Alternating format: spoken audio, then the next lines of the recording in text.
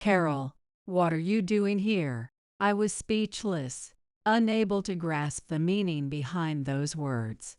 Sharon was the one who invited me to the wedding. So what was she trying to say? Next to her, Kevin looked entirely indifferent, making no attempt to defend me. Hey, Kevin, say something. Even when I called out to him, he kept ignoring me. I felt like my head was about to explode with anger and humiliation, but raising my voice here wouldn't change a thing. Fine, I'll leave. I stood up and walked away. About 30 minutes later, Kevin called me repeatedly. Eventually, I gave in to his persistence and answered the phone. What do you want? Hey, Carol, did you do something? Kevin sounded hysterical.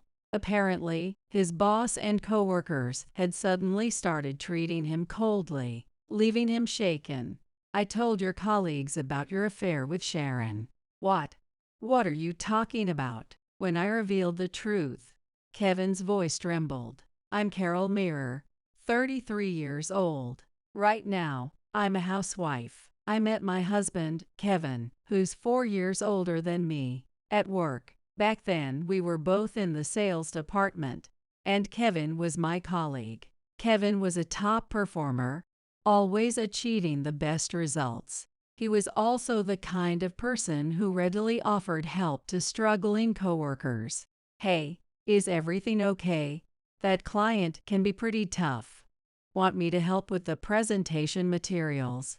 I was one of the people Kevin had helped. His kindness eventually drew me to him. Apparently, he also noticed my efforts and began to see me in a special light. If it's okay with you, would you go out with me? I really like you, Carol. When he confessed his feelings, we began dating. Of course, office romance meant worrying about others' opinions. I felt a bit uneasy about how our coworkers might perceive us. But Kevin was always confident. There's nothing wrong with us being together. Don't worry. Even now, I still remember how much I admired Kevin's composure. In reality, our colleagues were supportive of our relationship. Last year, Kevin proposed to me, and we got married. At his request, I left the company.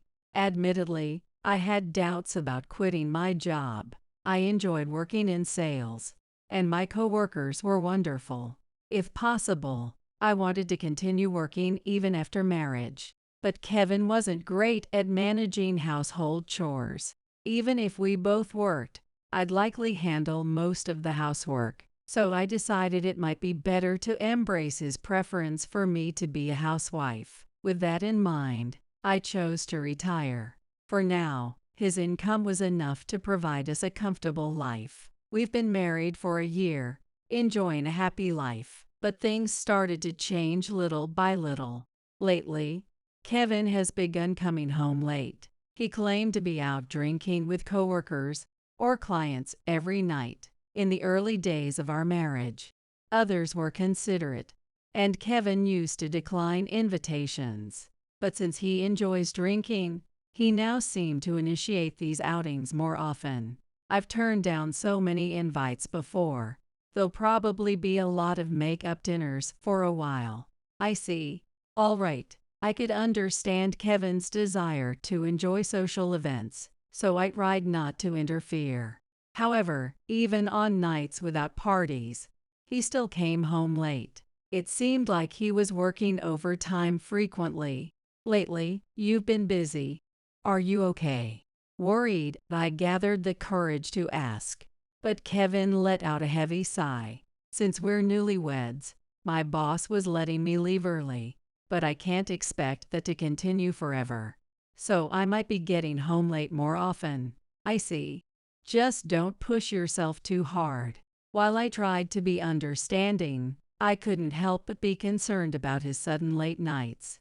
To make things worse, Kevin never let me know in advance, so I'd always prepare dinner and wait for him. Yet, he would never touch the food. Oh, you're still up. I already ate. With those words, he walked straight to the bathroom. He didn't even seem the slightest bit remorseful, and I almost let out a complaint, but I held back and quietly stored the leftovers in the fridge. At least he could eat it for breakfast, I thought. But even that idea was shot down. I prefer toast in the morning. I don't want leftovers from last night. It was as if he saw my cooking as a given. I couldn't take it anymore, so I finally said, "If you're going to be late, just let me know. Can you message me a bit earlier? That way, I wouldn't waste time making dinner, and I wouldn't have to wait up for him." Just one word, like "I'm out," would suffice. However, Kevin frowned at my words. "Look, I'm not out having fun. I'm working. I'm too busy to text you, Carol. But you could still send a quick message, couldn't you?" I said. "It's impossible." "Stop being so demanding." Kevin let out an exaggerated sigh. It was as if even talking to me was a hassle. His indifferent attitude crushed me, leaving me speechless. After that, his weekend work increased, and we barely saw each other. I told myself it was for work, but I couldn't adjust to the changes in him. Meanwhile, Kevin's behavior grew increasingly suspicious. He began carrying his smartphone everywhere, even at home, never leaving it on the table when I was around. Even when I approached him, he would tense up noticeably, almost as if guarding something. "Kevin, you've been acting strange lately. Are you hiding something from me?" Unable to bear the tension, I asked him just once. Kevin avoided my gaze and replied, "These are work-related messages, Carol.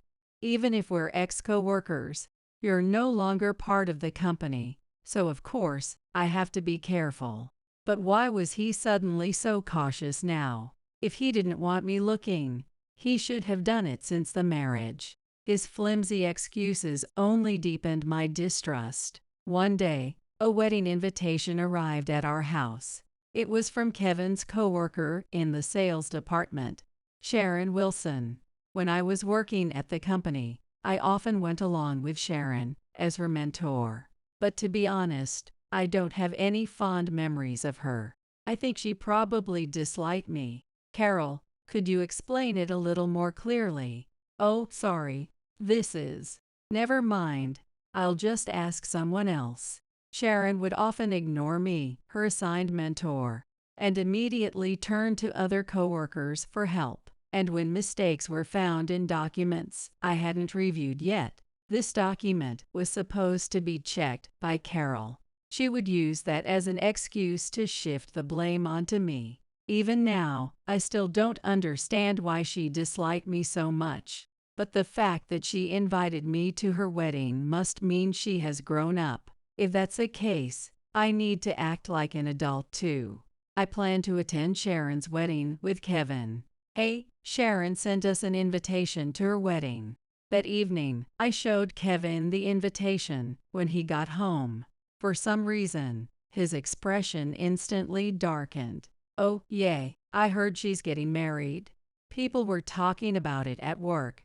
Are you planning to go, Carol?" "Of course. I don't have anything else scheduled for that day." "I see."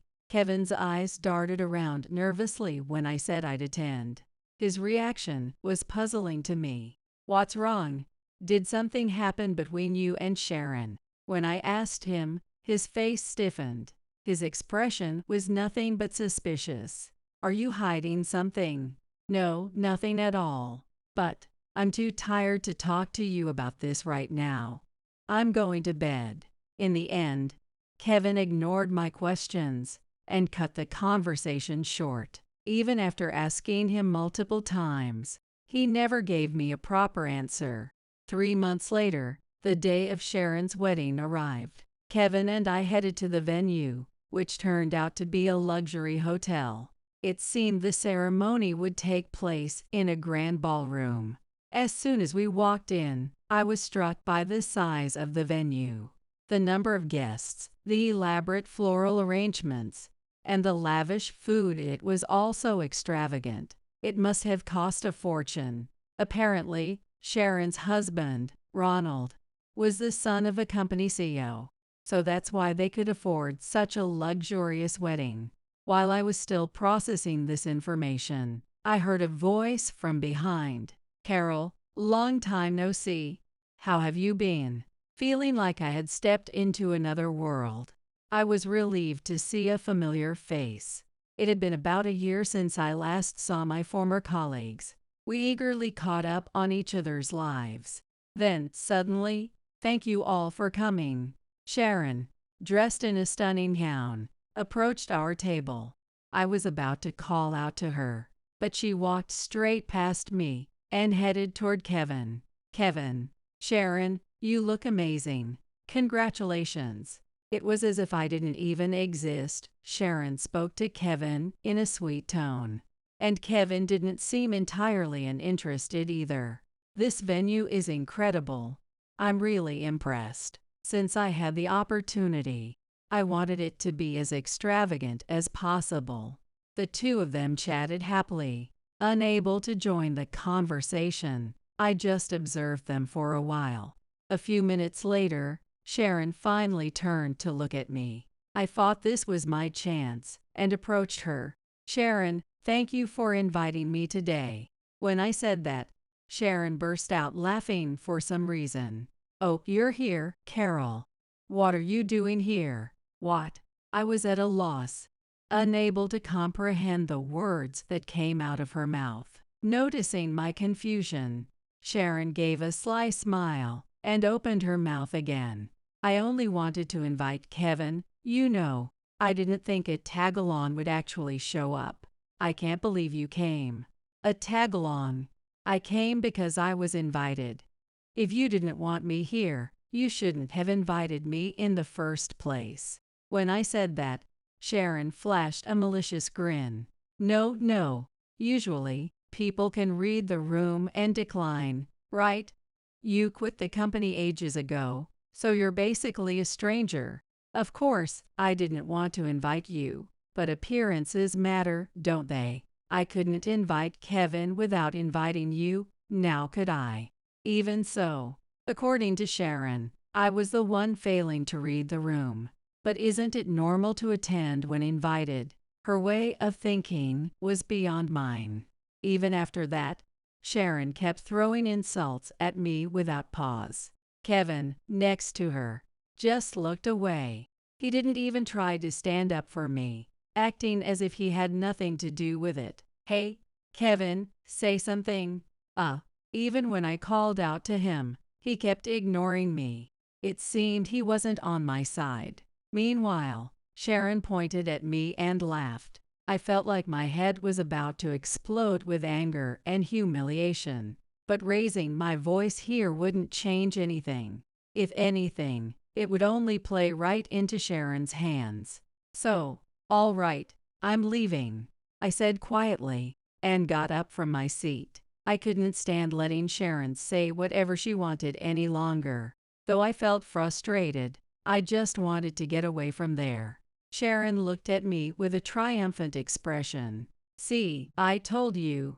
Just leave already. You don't belong here. I see. Sharon waved me off dismissively with her hand. Kevin, still silent, just watched it all unfold. He didn't call out Sharon's cruel words or try to stop me. Feeling a mix of disappointment and anger towards Kevin, my eyes burned. But there was no way I'd let Sharon see me cry. I held back the tears and left the venue immediately. About 30 minutes later, my phone buzzed. When I looked at the screen, Kevin's name was displayed. I couldn't believe his nerve, calling me as if nothing had happened. I ignored the call and went home. But Kevin persistently called over and over again. Finally, worn out by his persistence, I decided to pick up. What do you want, Carol? Did you do something? Kevin sounded frantic. From what he said, his boss and colleagues had started giving him the cold shoulder. Their behavior had suddenly become distant, and they wouldn't engage with him even when he tried to talk to them. He seemed visibly shaken by the situation, and everyone else has been acting the same way toward Sharon. She's noticed something's off about the guests too. Did you do something? Apparently, Sharon had been given the cold shoulder by the attendees, leaving her visibly distressed. Even Sharon's relatives and Ronald had sensed that something strange was going on. Kevin, suspecting only me, had called in a panic, yet he still chose to defend Sharon. Sharon doesn't deserve this. Tell me what's going on. You're siding with Sharon over your own wife. And besides, how do you know it's my fault? No way. It has to be you, Carol. You're jealous of Sharon and started spreading rumors about her, didn't you? She's the star of the day. So stop ruining things with your petty nonsense. Kevin's voice grew more forceful with every word. He had already decided that I was the one to blame. You're holding a grudge because Sharon said something snide to you earlier, aren't you? Grow up, for God's sake. To make it worse, Kevin had the nerve to urge me to forgive Sharon for her harsh words, but that was simply impossible. Both Sharon and Kevin had clearly underestimated me. Something inside me snapped at Kevin's words. Oh, I see. You're protecting Sharon, aren't you? Ignoring your own wife like this. What are you talking about? This isn't the time for that conversation. Staying silent in that situation and acting like I didn't exist. Honestly, Kevin, I'm disappointed in you. I can't forgive Sharon, and I can't forgive you either. I unleashed the anger, directing it all at Kevin, but he still refused to admit his fault. No, I didn't ignore you. I thought you'd just laugh it off, Carol. Besides, Sharon didn't mean any harm by what she said. Enough already. You just didn't want to hurt your precious Sharon, your affair partner, didn't you? Kevin was at a loss for words. When he finally spoke, his voice was trembling. What are you saying? You care more about your girlfriend Sharon than your wife, don't you? If you're going to cheat, at least do it better. I know everything. What? Wait. Carol, hold on. There's no point in staying silent anymore. I've already told your coworkers about your affair with Sharon. Kevin had clearly never imagined I would discover his infidelity. He was struck dumb, unable to form a response. In truth, I had grown suspicious of Kevin's behavior and had hired a private investigator just in case. The result was that Kevin had been cheating on me with Sharon. All those overtime or business dinners were just excuses to spend time with her. The two of them had been meeting regularly. The busy work was a blatant lie, and he has been leaving work on time most days. While I was waiting for him, he was at Sharon's house, enjoying their time together. Knowing this filled me with a rage I could hardly contain. I will never forgive them. I thought about it and decided I would expose Sharon's affair during the wedding and confront her in front of everyone. If I revealed her infidelity to the family, friends, and especially the groom, it would cause her significant damage. With Kevin's boss and coworkers present, he would also have to face some serious consequences.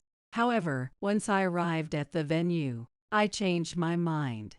The groom, Ronald, probably didn't know anything about Sharon's affair. Dragging him into this mess would only hurt someone innocent. On top of that, many employees from Ronald's company were in attendance.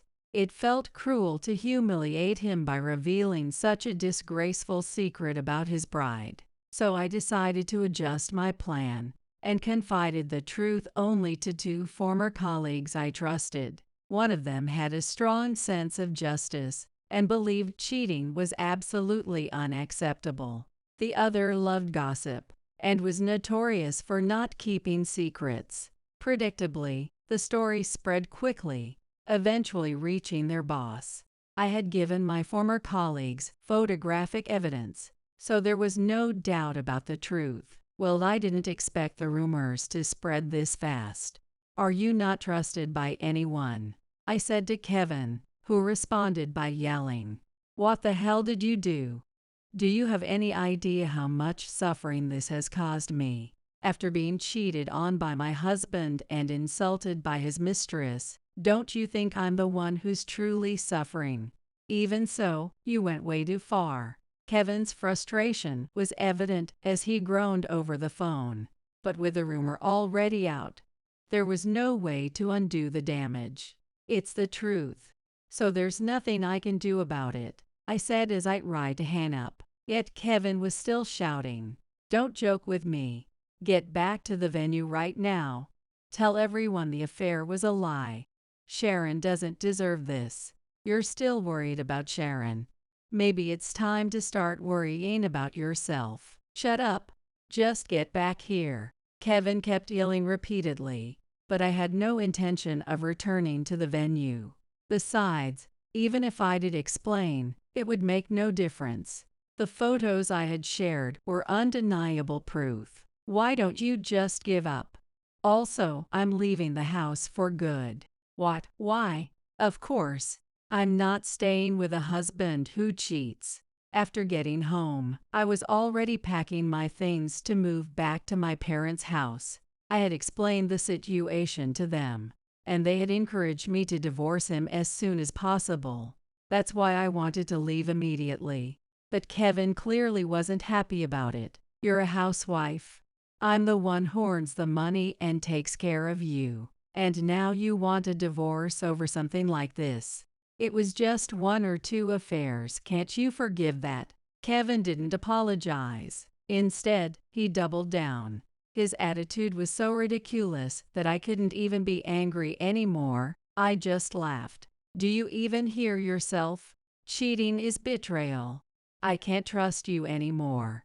Living with someone like you is impossible. You wouldn't survive without me. I can't believe how petty you're being.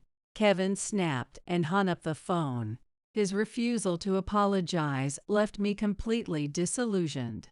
But it didn't matter anymore. I grabbed my bags and walked out of the house.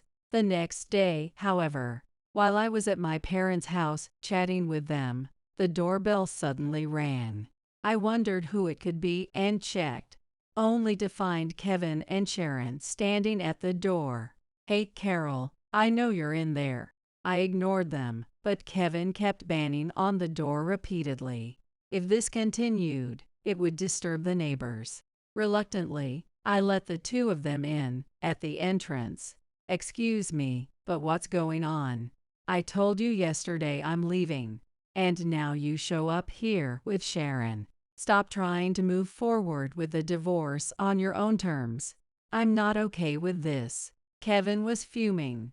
Beside him, Sharon stood with a smug expression on her face. "You spreading rumors about us at the office? That's low. Don't you think you owe Sharon an apology?" "Why should I apologize? Besides, the cheating is real, isn't it? Honestly, why don't you 2 just enjoy your life together already?" I didn't want to be dragged into this any further, but my words seemed to irritate Sharon. She raised her voice. "Don't mess with me. I didn't cheat. Kevin is just my boss. Spreading false rumors like this. Pathetic." Sharon didn't seem willing to admit to the affair. She insisted that they were only in a boss and subordinate relationship. She had been shown the photos by her coworkers just yesterday. And still, she made this claim utterly hopeless. "You really think taking your boss to a place like that is professional? Come up with a better excuse." "Shut up. I told you, it's not an affair." Even when I pointed it out, Sharon refused to change her story. In fact, yesterday at the wedding, she had desperately tried to explain to her coworkers that the rumors were lies. Of course, no one believed her. It's ridiculous that no one listens to me. "This is all your fault, Carol. You hate me, don't you?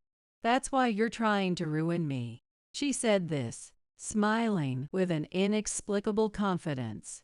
Apparently, she felt relieved that the rumors hadn't spread to Ronald or their relatives. "How dare you spread such rumors? If this causes my wedding to be called off, What will you do about it? This is outright defamation. You should pay for this. Even with evidence, Sharon remained defiant. Kevin, however, seemed oddly flustered. Perhaps he was shocked that Sharon had denied the affair. He looked at her, wide-eyed. Sharon, what are you saying? Come on, Kevin, don't just stand there. Convince her already. Yeah. Carol should pay for the damages. Kevin approached me, his voice lacking any conviction. And still, Sharon refused to admit the truth. Their behavior was utterly absurd. You cheated, yet you're asking me for damages. This is unbelievable. And by the way, don't you think you have somewhere else you should be right now? What, somewhere else? What are you talking about? Sharon tilted her head in confusion. Caught off guard, I decided to enlighten her. Well, I've already told your husband about all of this. Don't you think it's about time you apologize to him? What? At that moment, Sharon's eyes widened in shock. In fact, I had already sent all the evidence of her affair to Ronald. It happened just a few hours ago, so Sharon probably didn't know yet. Her face turned pale almost instantly. Then, Sharon's smartphone suddenly started ringing. Why don't you answer that? Well.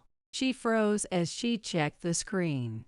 It was likely Ronald calling her. She hesitated, staring at her phone without moving. Kevin, clearly losing his patience, said, "Don't worry. It's just Carol trying to scare you again." He urged Sharon to take the call. Sharon, her hands trembling, finally answered. However, her face grew increasingly pale with every passing second. "No, I swear I wasn't cheating." Sharon desperately tried to explain, but Ronald, staring at the evidence photos, wouldn't believe her. I had gotten Ronald's contact information from a former coworker yesterday. Apparently, during the ceremony, he had noticed a change in the guest's behavior and was curious about the reason. When I told him about the affair, he seemed to understand. "Thank you for letting me know. I appreciate it." He probably never imagined learning about infidelity the day after his wedding. I regretted not telling him sooner. That's the only thing I feel guilty about. Why would you believe someone else's word over mine? Just listen to me, please. Sharon looked close to tears, pleading for him to understand. But nothing changed. Seeing this, Kevin grabbed a phone from Sharon's hand. "Ronald, you've got it all wrong. Sharon didn't cheat. This is all my wife's doing. She was jealous of Sharon and made up this story. I don't want to hear anything from you. Put Sharon back on, now." Ronald's voice was so loud it carried to my ears. Kevin clearly failed to calm Ronald's anger. Realizing things were getting out of hand, Sharon quickly took the phone back. That's when Ronald delivered his ultimatum. The engagement was off, and he would demand compensation. Sharon immediately started apologizing. "Wait, don't say that. I'm sorry. It's all my fault. Just, please reconsider. Hello, Ronald, don't hang up." But the call ended, leaving Sharon crumbling to the floor in defeat. "This is your fault. Look what you've done." She glared at me. "It's not my problem. If you hadn't cheated, you'd be happy now." "Shut up, I didn't cheat." This is the worst. I finally had a chance to marry rich. Tears welled up in Sharon's eyes. It seemed marrying Ronald, the son of a wealthy CEO, had been her dream. But now that dream was shattered. Sharon's wedding will surely be called off. Ronald told me they hadn't officially registered their marriage yet. At least that was one small silver lining in this mess. "You're paying the compensation Ronald is asking for." Sharon, who seemed to hold a grudge against me, started saying something shocking. "You've got to be kidding me. I'm not paying a dime. This is all your fault. Just accept it and pay up. I didn't do anything wrong." Sharon stubbornly refused to admit her fault. Instead, She seemed determined to pin all the blame on me. She was visibly upset, and I wasn't sure what she might do next. Sensing danger, I stepped back to distance myself from her. Then it happened. Both of you, that's enough. Just leave. Stepping in to shield me, my dad confronted Sharon. This was supposed to be my problem, and I didn't want to involve my family. So I told them not to come out. But the commotion had clearly worried them, and they stepped in to help. Kevin, I'm deeply disappointed in you. I can't believe you would hurt Carol like this. When my dad glared at him, Kevin visibly flinched. He might act tough with me, but he had nothing to say to my dad, who was much bigger and stronger. Well, Kevin stammered, fumbling for excuses, but I was too tired to deal with him anymore. Just agree to the divorce already. And by the way, I'll be suing both of you for damages. What? As I threw that out, Kevin's face turned bright red, but with my dad standing there, he could only clench his fists and glare angrily. Meanwhile, Sharon, with tears in her eyes, looked visibly irritated. She seemed to realize that continuing the argument would be pointless. Kevin suddenly turned to Sharon with a smile. Fine, whatever. I'll agree to the divorce. But hey, Sharon, let's get married. Though he hesitated over the damages, he seemed ready to accept the divorce. I felt relieved by his response. But then, Sharon's face twisted in shock. What? What are you talking about? Come on, Sharon. We've been in love all along. This is our destiny. With an unnerving gleam in his eyes, Kevin pressed Sharon to marry him. His sudden change in demeanor sent chills down my spine. But as Kevin advanced on her, Sharon's disgust became more apparent. Why would I marry someone like you? I only stuck around because I wanted to make Carol miserable. That's all. So that's the reason. Unbelievable. The idea that she got involved with Kevin just to spite me was absurd. Realizing this, I buried my face in my hands. Yet Kevin wasn't ready to give up. But surely, over time, you grew to love me, didn't you? Come on, be honest. We were so in love. As if overwhelmed by his emotions, Kevin moved closer to Sharon. Panicked, she turned to me. Help me. Why should I? It's about time you leave, don't you think? Don't leave me alone with him. Please. Sharon screamed as she tried to escape from Kevin. But their relationship was no longer my concern. I opened the front door as my dad assured the two of them out. Get away from me. What are you saying? Come on, let's get married, please. Even after being thrown out of the house, Sharon's cries echoed for a while. About an hour had passed. Suddenly, the noise outside stopped, and the doorbell rang again. I felt a sense of dread as I cautiously checked the monitor. Standing at the front door were Sharon and two unfamiliar people. They turned out to be Sharon's parents. Sharon's parents bowed deeply and apologized. Kevin was nowhere to be seen at that time. Apparently, Sharon's parents had sent him away. We are truly sorry for what happened. Sharon's parents explained that they had just come from apologizing to Ronald. However, when they tried to take Sharon with them, they couldn't find her and didn't know what to do. Amidst this, Sharon had contacted them, asking for help. We're planning to take Sharon and apologize to Ronald again. We will make sure the damages are paid no matter what. Next to her parents, Sharon stood dazed, as if her soul had left her body. But when her parents urged her, she obediently bowed her head. I'm really sorry. Kevin must have pushed her to the breaking point. She seemed terrified the entire time until her parents took her away. Later, I also received a call from my parents-in-law, who apologized to me. They promised to keep Kevin away from me, which gave me a sense of relief. My divorce with Kevin was finalized smoothly. I also managed to receive compensation from both Kevin and Sharon. Ronald also extracted a considerable amount of damages from them. Sharon not only had her engagement broken off, but was also stuck with the wedding expenses. Both of them ended up in debt and are now struggling with repayments, or so I've heard. To make things worse, their affair became known at their workplace, and both were transferred to remote branches.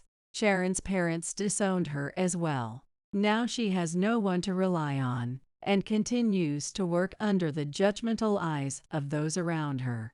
Unable to quit. Currently, she's living alone in a shabby apartment. It seems she is leading a life of hardships. Kevin couldn't endure being in such a rural area and quit his job, or so I heard. But when he tried to return to his family home, they wouldn't let him in. He's now jobless and homeless. For now, he's surviving by taking up day labor jobs. As for me, I'm still living with my parents. Recently, I started a new job. My parents have been supportive, telling me I can stay here as long as I need. But I can't depend on them forever. Once my income stabilizes, I plan to live on my own. My new workplace is full of kind people, and I've made friends among my colleagues. Going forward, I will forget the past and enjoy life. Despite being pressured by Henry and my mother-in-law Linda, I couldn't get pregnant easily. One day when I came home, I found Henry back from a business trip with Sophia, who was holding twins. "Look! I gave birth to twins! Congratulations!" I replied formally, and then Sophia made an outrageous statement. "Their father is Henry." "What?" The two of them spread malicious smiles. "Sorry, you're just an infertile failure. So, you're no longer needed. I'm going to marry her, so let's get divorced." Henry and Sophia left, and while I was in shock, Linda called. "I heard divorced Sophia returned to town, so I had her meet Henry. She got pregnant so quickly, she's the perfect wife." Linda laughed as if it was amusing. "Did you encourage them, Linda?" "That's right." Even after the call ended, I was holding my mobile phone. A fierce anger welled up inside me. Henry, Sophia, and Linda. I will make them regret treating me like this. Get ready for it. I am Jennifer, a 42-year-old housewife. I've been married to Henry, who is the same age as me, for 3 years. I met Henry at a friend's wedding. I was attracted to his fresh, clean-cut appearance and bright smile. Henry seemed to be interested in me too, and we had a lively conversation at the after-party of the wedding. Before we parted, Henry asked me out. We started dating with marriage in mind, and 2 years later, we got married. During the pre-wedding greetings, I was warmly welcomed, but on the day of the wedding, Linda clung to Henry and cried loudly. Her obsession with her son made the guests chuckle awkwardly. However, I thought that if we got along well, things would be fine, even though I had heard similar stories about mothers of only children.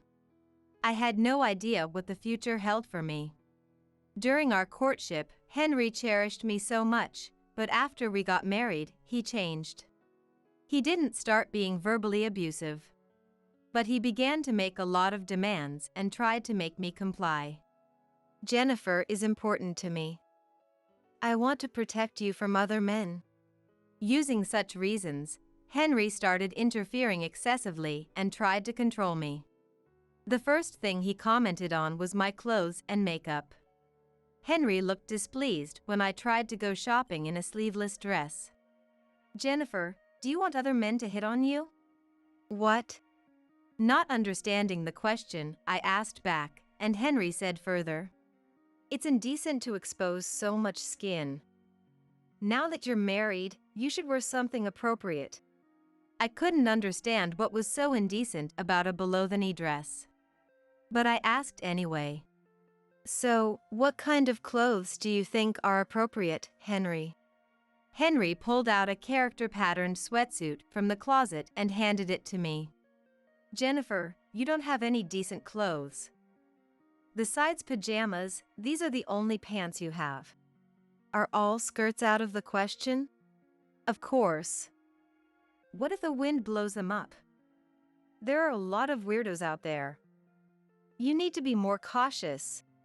When he admonished me seriously, I lost the will to argue. Maybe it was just a difference in values. I didn't feel like going out in loungewear, so I postponed the shopping trip. The next day, a bunch of plain sweatsuits arrived addressed to me. These are just right. Since you're married to me, there's no need to dress up outside, Henry said cheerfully, and I protested. Then where should I wear all the outfits overflowing in the closet? Wear them at home. There's no need to show them to anyone but me. And honestly, you don't need makeup either. Just sunscreen is enough. He smiled. Why don't you stop going to the salon too? If you absolutely must, I can cut your hair for you. I was terrified. Is he serious? But I pay for my makeup and haircuts with my own salary. Isn't that a bit much to ask? I hesitated as I suggested this, and after a moment of thought, Henry made his decision. Fine. I'll allow makeup and salon visits. But from now on, you'll wear the clothes I approve of when you go out. You're my wife, Jennifer. Got it. I agreed, but the idea of going to the city dressed like I was about to clean the house was too much. I reluctantly resorted to changing into a dress in the station restroom before going shopping or meeting friends. Though he allowed me to visit the salon, Henry still had complaints about my hairstyle. Since you're my wife, I don't want you having a hairstyle that flirts with other men. After his persistent nagging, I finally gave in and cut my long permed hair into a short style. Jennifer, you look different. My friend I ran into was surprised, but it was too much trouble to explain, so I just smiled vaguely. Honestly, I didn't like being told what to do by my husband. But, you're my wife, Jennifer, so I don't want you to stand out too much. I'm worried other men might notice you. When he expressed his concern like that, it was hard to argue. In the end, I had to tell myself it was all out of love and go along with it. Moreover, Henry didn't like it when I met up with friends. So every time, I had to tell him who I was meeting and when I'd be back, and take a proof photo with my friends to send to his mobile phone. When it came to meals involving men, even if it was a friend's husband, Henry was always in a bad mood. Whenever I attended, Henry would pick me up in his car. Even though I told him I'd come straight home after, he was afraid I might get too close to another man. He didn't trust me. Your husband really cares about you. Well, we are newlyweds. The teasing comments, half in jest, were exhausting to deal with each time with a strained smile. Yet Henry would always go out drinking on weekends, citing work as the reason. When I pointed out the unfairness, Henry would pout. I don't go out for fun. It's for work. If I cut down on these outings, my job could be at risk. Don't you understand? And he said with a half smile. If my salary gets reduced, you'd be in trouble too, Jennifer. You earn less than me. It made me angry, but it was true, so I couldn't argue. The people I go out with are my bosses or subordinates, so I can't take photos. But I'm not doing anything shady, so don't worry. When he insisted like that, I couldn't complain. Henry worked late on weekdays and drank on weekends. He was only home on Sunday nights, yet he wanted children soon. Not because he liked kids, but for his mother Linda, who wanted grandchildren. I want my mom to hold a grandchild while she's still healthy. I'd prefer a boy, but a girl is fine too. He said this arrogantly. What? This month didn't work out either? I really want to fulfill Mom's wish soon. I want a child soon too. Henry patted my shoulder consolingly. Well, I'm counting on you. I'm really looking forward to it. I was exasperated by his nonchalant attitude. Did he really think I could do it all by myself? Even though we were entering our second year of marriage, there was no sign of having children, and I began to think natural conception might be difficult.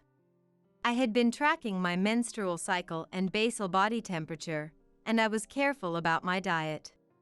I heard that being cold isn't good for trying to conceive, so I took full baths, warmed my body with ginger and herbal teas, and did everything I could. But Henry, when I talked to him about it, just nodded without interest and continued his carefree lifestyle. I repeatedly told him to cut down on smoking and drinking, but he had no intention of complying. Even when I told him we should try to have intercourse 2 days before ovulation, he would schedule fishing trips or drinking parties. Do you really want a child? I started to doubt it. On the other hand, it was clear that Linda was desperate for a grandchild. My in-laws' house was an hour's drive from our apartment. Linda would invite us over every holiday with some excuse. She could just invite Henry, but for some reason, she always included me too. My father-in-law Mike was often absent, busy with golf and volunteer work even after retirement. Meanwhile, Linda, a housewife, spent most of her time watching TV. Her hobby was gossiping with the neighborhood housewives, and I had to put up with it every time. The worst part was that recently, she started pressing me about having grandchildren, tying it into her gossip. Listen, Jennifer. The Browns are boasting about their third grandchild. They're so obnoxious, don't you think? Uh-huh. And the Johnsons, they have their second son now. Plus, their son lives with them. Such a considerate family, don't you think? Linda wanted us to live with my in-laws, but Henry had refused since before we got married because it would be too far from his office. Linda was unhappy about that too. So, she probably wanted me to at least give her a grandchild to satisfy her. This endless talk wore me out, and I wanted Henry to deal with it too, but as soon as we got to my in-laws' house, Henry would always go out with his friends. Henry works so hard all the time, he deserves to see his friends. Of course, Linda would defend Henry, but I was left alone, building up stress. Linda prepared the meals, and I did the cleaning up. She wasn't mean or sarcastic during that time. She just kept pressing me about having a grandchild. 2 years into your marriage and still no child? When will I get to hold my grandchild? It's not like you're doing this to spite me, right? She kept pushing, and I finally snapped back sharply. It's not like that. Is that so? But at this rate, I'm worried I won't get to meet my grandchild while I'm still alive. Right, Henry? Then Henry, who had been fiddling with his phone, laughed mockingly and said, Mom, Jennifer's trying her best too, you know. Why do you act like it's not your problem? With each exchange between Henry and Linda, my frustration grew. However, around the time we entered our 3rd year of marriage, Henry suddenly stopped talking about having children. At the same time, he started working on weekends and taking more business trips. And where he used to occasionally initiate intimacy on weekends, that suddenly stopped. Even when I hesitantly approached him, I'm busy, maybe next time, he would brush me off. The same happened with Linda. When we visited my in-laws, she used to incessantly bring up other people's grandchildren, but suddenly, it was like she became a different person and never mentioned it again. One day, I arrived earlier than planned at my in-laws' house and parked my car at the nearby coin parking as usual, then walked to my in-laws' house. Henry said he would come after finishing his errands, so I came alone. As I approached the house, I saw a woman in a loose dress chatting with Linda at the entrance. I'm so glad to hear that Sophia, who got divorced, has returned to town. Looking forward to seeing more of you. Likewise, looking forward to it. When Linda noticed me, her smile stiffened suddenly. Sophia turned to look at me with a curious expression and greeted me with a meaningful smile. Nice to meet you. I'm Sophia Jones. I live nearby. Hello. For some reason, Sophia looked me up and down rudely and then lifted her lips into a smile. Sophia, thank you for today. Let's meet again soon. Although it seemed they were in the middle of a conversation, Linda hastily ended it and sent Sophia away. Afterward, Linda led me into the room, made tea in a good mood, but seemed distracted. When Henry finally arrived, Linda took him to another room for a private talk. When they returned, Henry also had a strange, beaming smile for the rest of the day. I saw Sophia again 6 months later. She came to our apartment with her newborn twins. Henry, who had been on a business trip for 2 days, was already back home when I returned from work. For some reason, he was with Sophia. Look! I had twins. Congratulations. Responding politely to Sophia, who was showing off her babies excitedly, I asked Henry. Welcome back. By the way, why is Sophia here? Instead of Henry, Sophia answered. Actually, I am Henry's ex-girlfriend. Is that so? My calm response irritated Sophia. Don't you get it yet? Are you stupid? What? When I asked, Sophia dropped a bombshell. The father of the twins is Henry. What? Unable to comprehend the situation, I was speechless as Henry put his arm around Sophia's waist and pressed his cheek to hers. I should have married you back then. After our breakup, I was so lost that I ended up choosing this. Let's start over now. Unlike her, I'm liked by Linda, and we'll get along just fine. Confidently, Sophia smiled happily at Henry. Mom always liked Sophia. She was thrilled when we got back together.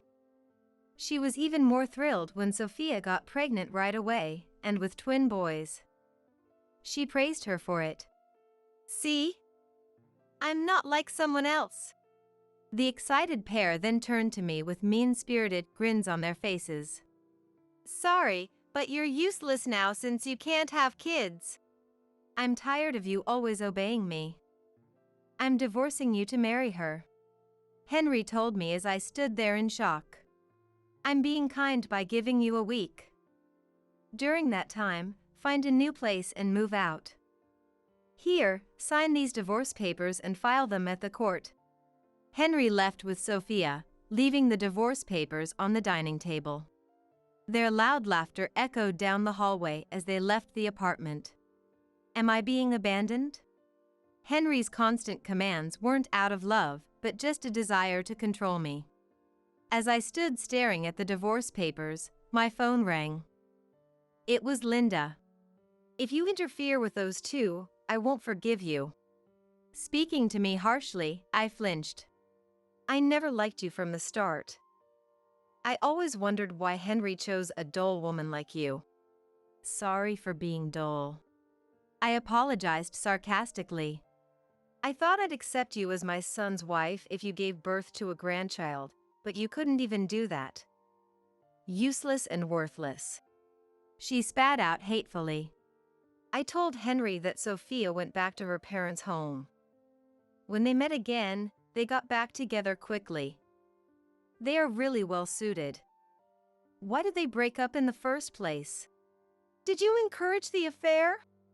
I asked in surprise, and Linda admitted it without any remorse. Yes, I wanted Sophia to be my son's wife. Getting pregnant quickly was just perfect. Linda looked very satisfied. So, is it all my fault for not getting pregnant? Of course. A wife who can't have children is pointless. You need to be replaced by another woman. She stated such a ridiculous theory calmly. So you should file the divorce papers and disappear quickly. After barking for a while, Linda hung up the phone. Even after the call ended, I stayed holding my mobile phone. I felt dizzy with anger, frustration, and sadness. What do those people think of me? I can't calm down like this. Clenching my teeth, I swore revenge. Henry, Linda, and Sophia. I'll make them regret making me feel this way. Be prepared. You haven't moved out yet? It's been over a week. Henry kept calling and messaging me every day, but I delayed it using busyness as an excuse. Even after filing the divorce papers at the courthouse, I had a lot to do. Another week later, when I was ready, I called Henry, Sophia, and Linda to the apartment, and they came with grumpy expressions. Sophia said she'd rather live in the room I used to stay in than a new apartment. So we decided on this place. So hurry up and move out. It's rude to keep relying on your in-laws. If you filed the divorce papers, just go somewhere else. It seems you still have feelings for Henry, but he's Sophia's now. As soon as they sat down, the three of them started making noise, and I told them calmly. Henry and Sophia sat together, with Linda seated across from them. After serving tea for everyone, I sat down next to Linda and spoke harshly. I have no feelings for this person at all. Someone who lies, controls his wife, and makes children with his mistress. I don't want him at all. Henry seemed a bit guilty. Perhaps he had some sense of responsibility. Anyway, we can't move in if you're still here. Oh, did you forget? My parents paid the down payment and half the purchase price for this place. Did they? Henry blinked in surprise. I was astounded. Does he have a brain that forgets inconvenient facts? He's proud of working at a big company and earning more than me, but he's not impressive at all, I laughed inwardly. We split the remaining amount, you and I. My parents' contribution was larger, so the place is in my name. It means this is my apartment. Sophia and Linda were shocked. Henry, this is different from what you said. Fine. We'll give you this place. Sophia, let's find another place. Henry said arrogantly, and Sophia puffed out her cheeks. I was looking forward to spending time in Henry's room. Fine, I'll just ask my dad to buy me a high-rise apartment. Henry's income allowed us to live in this place, and now you're bragging about it like some nasty wife. I knew it. So, is that the end of your little speech? I smiled at Linda's snide remarks, feeling completely in control. No, it's not. The main topic starts now. The main topic? I asked you to come because I have gathered some evidence to report. From a large envelope I had prepared, I took out the investigation report and about 10 photos, spreading them out on the dining table. Henry and Sophia turned pale simultaneously, suddenly panicking. They scrambled to gather the photos, quickly hiding them in their pockets and bags, prompting an annoyed response from Linda. What was that? I couldn't see properly. Don't worry. There are plenty more images that haven't been printed yet. This time, I displayed the images on my mobile phone, showing them to Linda as I slid through the pictures. Henry and Sophia screamed and tried to snatch the mobile phone, but I brushed their hands away. Linda, peering at the mobile phone screen, turned pale immediately. You two have other partners, too? Their reaction was understandable. The screen showed images of Sophia and Henry, each entering and leaving hotels with different people, arm in arm. Come on, Mom. Don't believe that. She must have faked it. That's right. She looks so innocent, but she's actually very cunning. I shot back at their panicked excuses. There's no way an amateur like me could take such good evidence photos. I hired a detective agency to investigate the affairs. So, they are definitely real. If you doubt it, you can call this number and confirm. When I showed the business card of the detective agency, Henry and Sophia fell silent, their faces showing frustration. Finally, unable to bear the silence, Henry admitted, "Yeah, I've been seeing other people besides Sophia. I earned that money, so I can spend it however I want, right? Got a problem with that? Other men just won't leave me alone. What can I do? And Henry, you said I was the only one for you, you liar." Sophia, burning with anger, snapped back at Henry. "You said you were over the moon about finally being with me, but it seems any man will do for you." "Shut up!" Linda shouted at the two of them. She pressed her forehead, her tone exasperated. "I'm disappointed in both of you. I put so much effort into this, and you let me down." Seeing Linda's disheartened expression, I couldn't help but burst into laughter. As my shoulders shook with laughter, Henry, Sophia, and Linda stared at me suspiciously. "Sorry, Linda just acting like a moral person was too funny.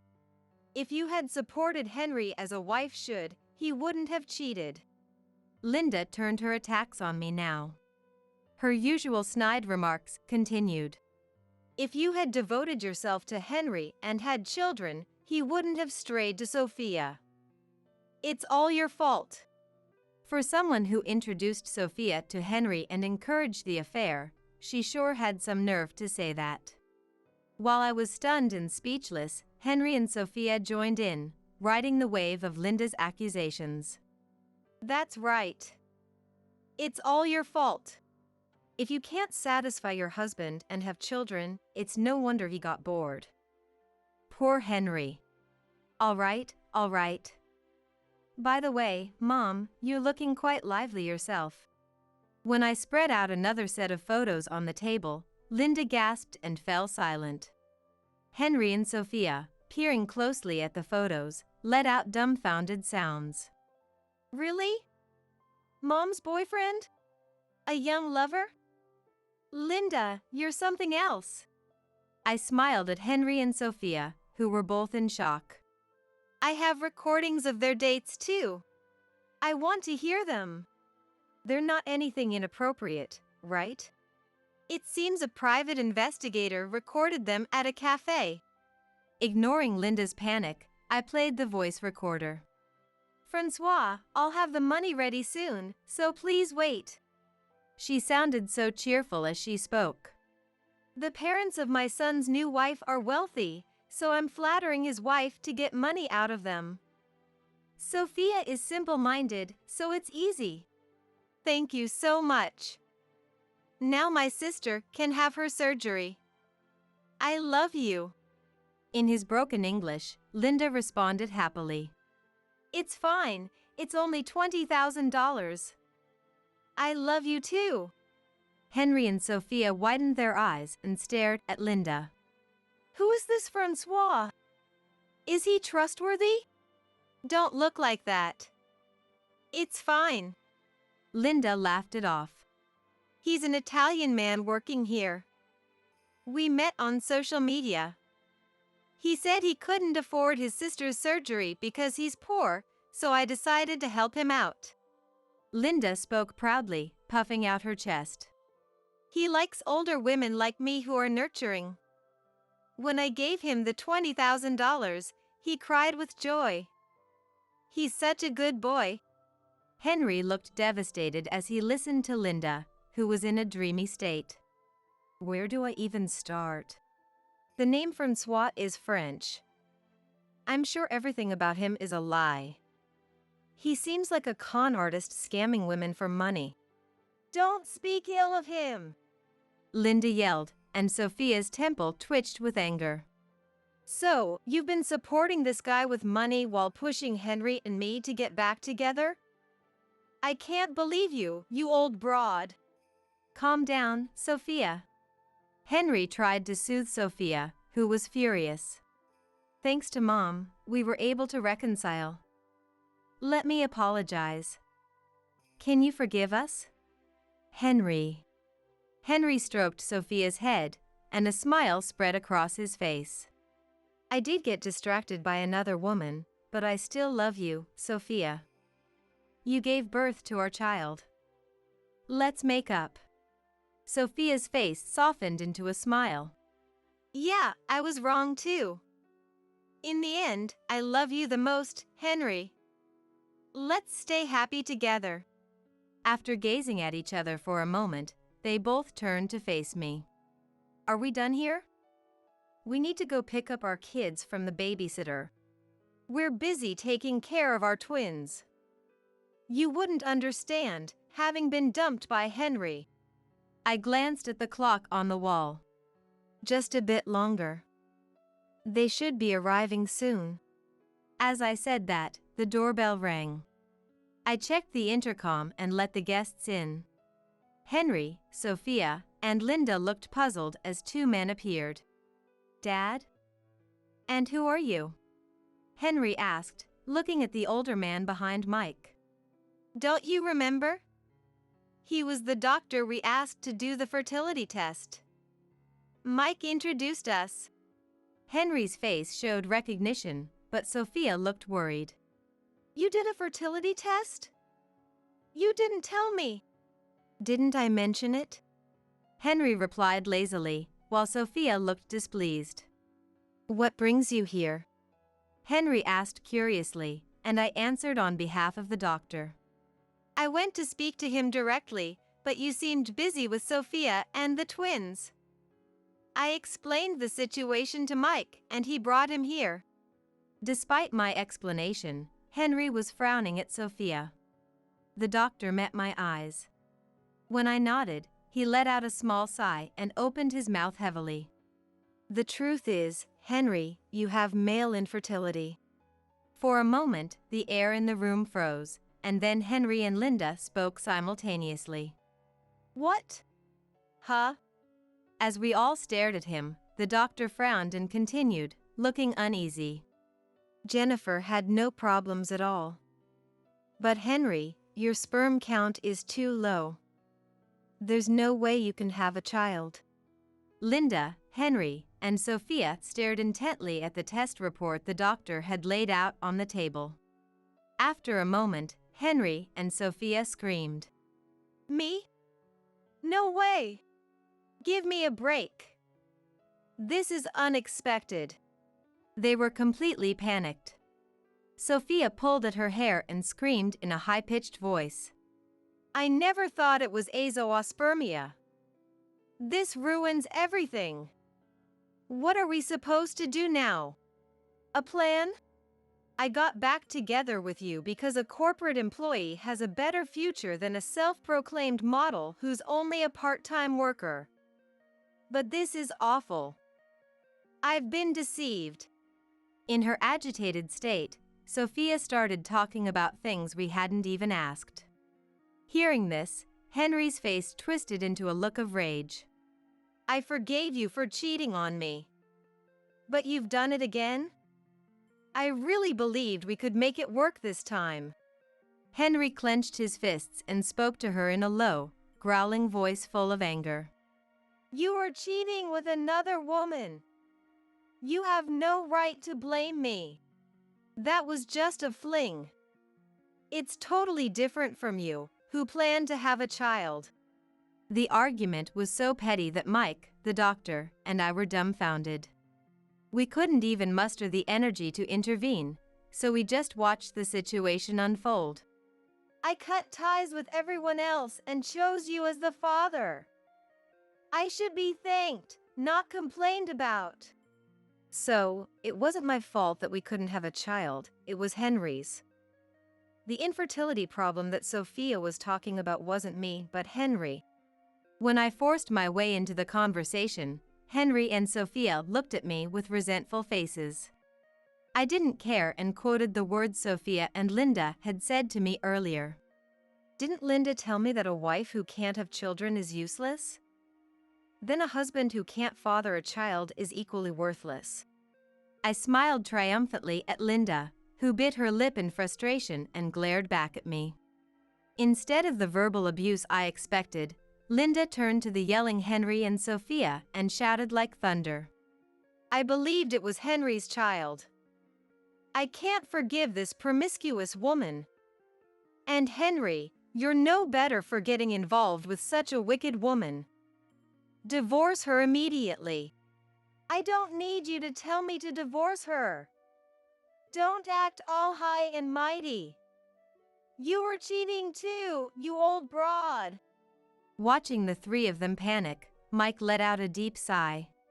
He approached me and bowed his head. I'm sorry for the trouble Linda and Henry caused. When we hired a detective, we found out my wife's lover was also involved with other women. It took time to gather the evidence. He turned to the exhausted Henry, Linda, and Sophia. Let's go home. We'll discuss the rest there.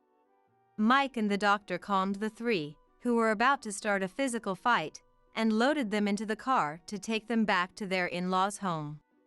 The day after I filed for divorce, Henry and Sophia got married. However, they ended up divorcing in less than a week. They both complained to their friends and acquaintances, saying they never wanted to see or hear from him again. Linda didn't listen to Henry or her father-in-law, but she did pay attention to her relatives' persuasion. She finally realized she had been tricked by a con artist and tried desperately to get back the money she had given away, but the con artist, whom the police were also pursuing, had already disappeared. She had used her father-in-law's retirement money without permission, so he threw divorce papers at her. She cried and resisted, but eventually gave in. It was also revealed that she had taken on debts in Henry's name, leading to a huge fight with him. Mike and Henry left the in-laws' house, leaving Linda to live alone in the large house, feeling lonely. After divorcing Sophia, Henry moved into an apartment and transferred the alimony to my account in a lump sum, continuing his work as if nothing had happened. However, a local acquaintance who had changed jobs revealed the whole situation. The story of how he cheated on his ex-girlfriend Sophia, remarried her, and then divorced shortly thereafter reached his boss's ears, making them question his character. Henry was taken off the promotion track and had a significant pay cut. As soon as he became poor, his former mistresses lost interest in him, and he was left in despair, struggling to pay off the debts Linda had incurred. After divorcing Henry, Sophia returned to her parents' home and lived leisurely with her twins, being taken care of by her parents. Her wealthy parents paid the alimony to me in a lump sum, and she told them that her remarriage to Henry hadn't worked out. However, the certified letter I sent revealed that while she had relationships with multiple men, she was also cheating with Henry, and she became pregnant with a child whose father was unknown. Her parents were furious and threw her out of their house, so she had no choice but to move into a shabby apartment. Sophia started working multiple part-time jobs, leaving her twins in daycare, and worked tirelessly day and night. There was no one to rush her to have children or to impose their favorite clothes and hairstyles on her anymore. I let my hair grow long again. I bought cute clothes from my favorite store and enjoyed the happiness of dining with friends once more. I felt incredibly lighthearted and spent my days with a refreshing sense of freedom. Although I failed in marriage, I learned a valuable lesson about the pain of being deceived by superficial kindness. From now on, I want to enjoy my work and personal life to the fullest, without any reservations. I couldn't help but smile from ear to ear as my daughter-in-law, Melissa, and grandson, Eric, came to visit me in the hospital after I had fallen ill. After exchanging greetings, I tilted my head in confusion at Melissa's gloomy expression and the fact that she didn't bring the novel I had asked for during the visit. While averting her eyes unnaturally, Melissa seemed to muster up the courage to tell me something as she opened her mouth to speak. However, just as she was about to say something, Eric energetically leaped onto my hospital bed with his small body. Granny, will you get better after the surgery? Huh? Oh, it's really not a big deal. I guess I was just a little tired. Seeing your face, Eric, has completely rejuvenated me. As I smiled and made a gesture as if flexing my biceps, Eric, who saw this, also grinned happily. He peered into my face for a while and suddenly fell silent. I continued to smile while being gazed at by my grandson's beautiful eyes, which seemed to be deep in thought about something. Hey, Granny. Do adults laugh when they're lonely? What? Why do you ask? As I tried to ask him for his reason, Melissa hurriedly took out her wallet from her bag. She gently lowered Eric from my bed, handed him some change, and said, "Go buy yourself some juice," sending him out of the hospital room. Then, with a serious look on her face, she came close to my side and began to recount the event she had just witnessed. My name is Allison. My husband, Robert, and I are both in our 50s, and we are known by ourselves and others as a loving couple who have never had a fight since we were young. I am a self-proclaimed freelance writer who writes travel-related articles. For some reason, I have always admired the sound of the title freelance writer, so I search for work online, accept assignments, and am now passionately weaving my words. Robert works for an online gaming company, handling tasks such as system construction, but his job is very demanding, and it is not uncommon for him to stay overnight at the company when a deadline is approaching. Our son and his wife live in the neighborhood, and we have a very good relationship with them. Our son William and his wife Melissa often invite us on overnight trips and plan other activities. When our grandson Eric says things like, "I have fun when I'm with Grandpa and Granny," I can't help but smile. However, Robert always declines invitations from our son and his wife, saying he is too busy with work, which is very disappointing for both him and me. Although Robert and I have a married life where we rarely have the opportunity to sit at the dinner table together, I am deeply grateful to my husband for working late into the night for our family. While my husband works diligently from early morning to late at night, I am not bound by time and freely pursue my freelance writing. When I have spare time, I feel really guilty about going on leisure trips with my son and his wife.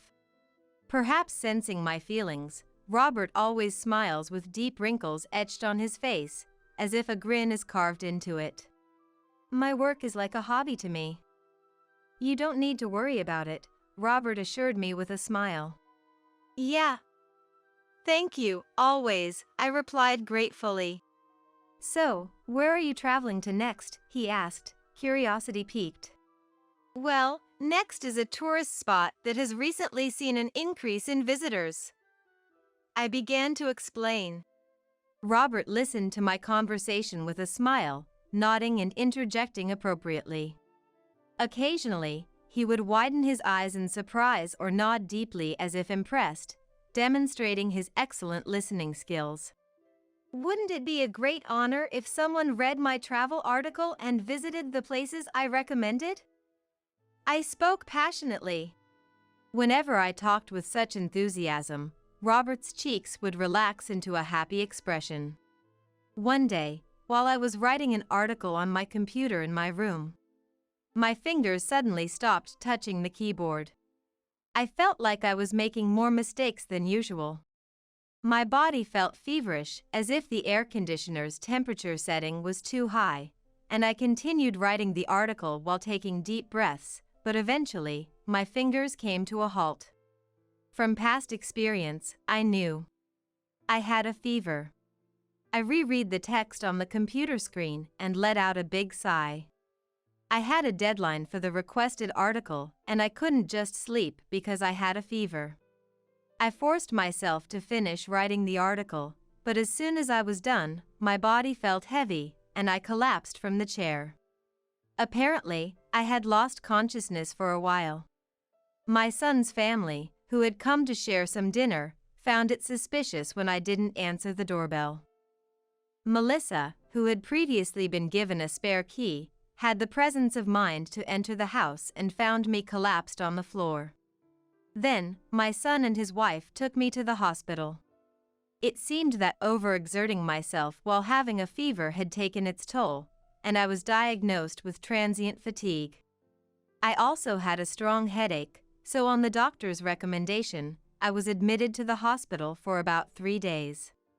When I contacted Robert, he said he had finished work and returned home, but he was worried when he couldn't find me. He promptly brought me 3 days' worth of clothes. Robert bowed his head, his voice filled with sincere apologies. He said that he was busy with work now and wouldn't be able to visit the hospital until the day I was discharged. It couldn't be helped if it was for work. With a smile, "Don't worry about it," I told him. The day after I was hospitalized, my fever had gone down and I was feeling much better. Sitting on the clean hospital bed, I restlessly looked up at the ceiling and opened the drawers of the TV stand. It should be fine to take a little walk, right? I convinced myself.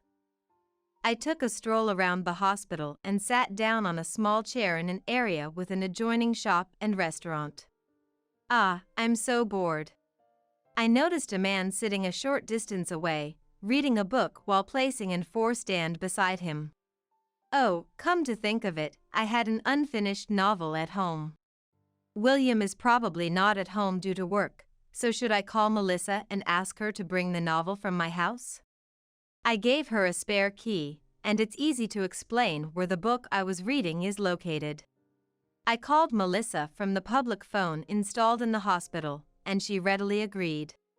Then, I returned to my hospital room and started reading a picture book that was placed in the ward. It was a book called Where's Waldo? I casually opened the first page and seriously searched for Waldo, only to realize that 2 hours had passed. Melissa came to visit me, and I looked up from the picture book. Feeling a strange sense of guilt, as if I had wasted my time in the most unproductive way possible in my life, I put the picture book back and smiled at Melissa and Eric. "Thank you for going out of your way, Melissa."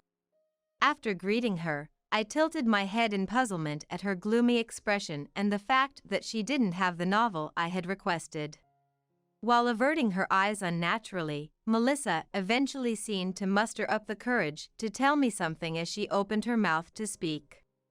However, just as she was about to say something, my grandson Eric energetically leaped onto my bed with his small body. "Granny, will you get better after the surgery?" "Huh? Oh, it's really not a big deal. I guess I was just a little tired." "Seeing your face, Eric, has completely rejuvenated me." As I smiled and made a gesture as if flexing my biceps, Eric, who saw this, also grinned happily. He peered into my face for a while and suddenly fell silent. I continued to smile while being gazed at by my grandson's beautiful eyes, which seemed to be deep in thought about something. "Hey, Granny. Do adults laugh when they're lonely?" "What? Why do you ask?" "Because, when I went to Grandpa's house earlier, Grandpa was having a party with an unfamiliar lady. Even though you're in the hospital, Grandpa seemed to be having fun." "I see." "Grandpa is so sneaky. Having a party when you're not around. I saw it. They were drinking really fancy food and delicious-looking juice at home." I didn't know how to respond to Eric's confession. Unable to come up with a clever retort and trying not to let it show that I was clearly at a loss for words, I realized that the smile I had desperately put on was strained. Melissa lifted Eric off my bed, took some change out of her wallet, and said, "Go buy yourself some juice," sending him out of the hospital room. Then, with a solemn expression, she came close to my side and began to recount the event she had just witnessed. Melissa and Eric had apparently entered my house using the spare key, as per my request. Since it was a weekday afternoon, they thought no one would be home and entered the house without much thought. However, they found neatly arranged women's luggage in the entryway, and they could faintly hear Robert's laughter coming from the living room. Thinking, "Oh, is he off work today?" they approached the living room. Melissa thought he might be watching TV and laughing. However, through the slightly open gap in the living room door, they saw Robert sitting on the sofa next to an unfamiliar woman. Moreover, the woman was apparently leaning her body against his arm, whispering something faintly into his ear. Melissa instinctively scooped up Eric and left the house as is. On the way here, Eric asked me why we didn't say hello. I blurted out that Grandpa is forcing himself because Granny is not feeling well and he's lonely. I made up an excuse that I didn't even understand myself. Melissa apologized to me, looking thoroughly remorseful. I quickly said to her, "It's okay, don't worry about it." "I'm sorry." Then, Eric returned to the hospital room with a happy face, holding a juice. Eric spent time on my bed, chatting about trivial things and laughing cheerfully. Melissa watched this with a complicated expression, but I told her in a small voice, "I'll be fine." After the two of them left the hospital room, I opened Where's Waldo in the suddenly quiet room. It's not that I particularly wanted to read it. It's not that I wanted to find Waldo, but I wanted to somehow sort out the indescribable feelings welling up in my heart. As I stared at the many people depicted in the picture book, my vision gradually blurred with tears, and I could no longer see anything. 3 days after being hospitalized, I was safely discharged. Robert, who managed to find time in his busy work schedule to pick me up on the day of my discharge, spent time with me with his usual gentle smile, so I spent the day as I always did. On weekday mornings, I make breakfast for him as usual and see him off at the entrance as usual. It's the start of the same daily routine as always, but beneath the surface of that life, my plan was beginning to take shape. The catalyst for the plan was William. He must have heard from Melissa that Robert might be cheating. He came while I was in the hospital and quietly expressed his anger. "Let's perplex Dad." I leaned forward with keen interest at my son's suggestion. Rather than being angry about being cheated on, I might have just wanted to confront him with the fact of his infidelity and fluster him. With William's cooperation, the plan to capture Robert's cheating scene properly was quietly underway. First, William consulted with a lawyer and hired a private investigator, resulting in obtaining photos of the cheating scene in a short period. In a detective agency located in a rental building in the bustling district, a dubious-looking elderly man handed me a file summarizing the investigation results. In the photos, Robert had his usual gentle smile, walking happily through town with a woman I didn't know. I had obtained that decisive evidence, but for some reason, I couldn't bring myself to blame him. I was certainly sad about being cheated on, but it's a fact that he has been working hard to earn money for the family. Is it right to focus on the infidelity part alone, neglecting the gratitude for that and putting the spotlight on our marriage up until now? If I confront him with the results of the infidelity investigation, and if it leads to divorce, what will happen to my life now?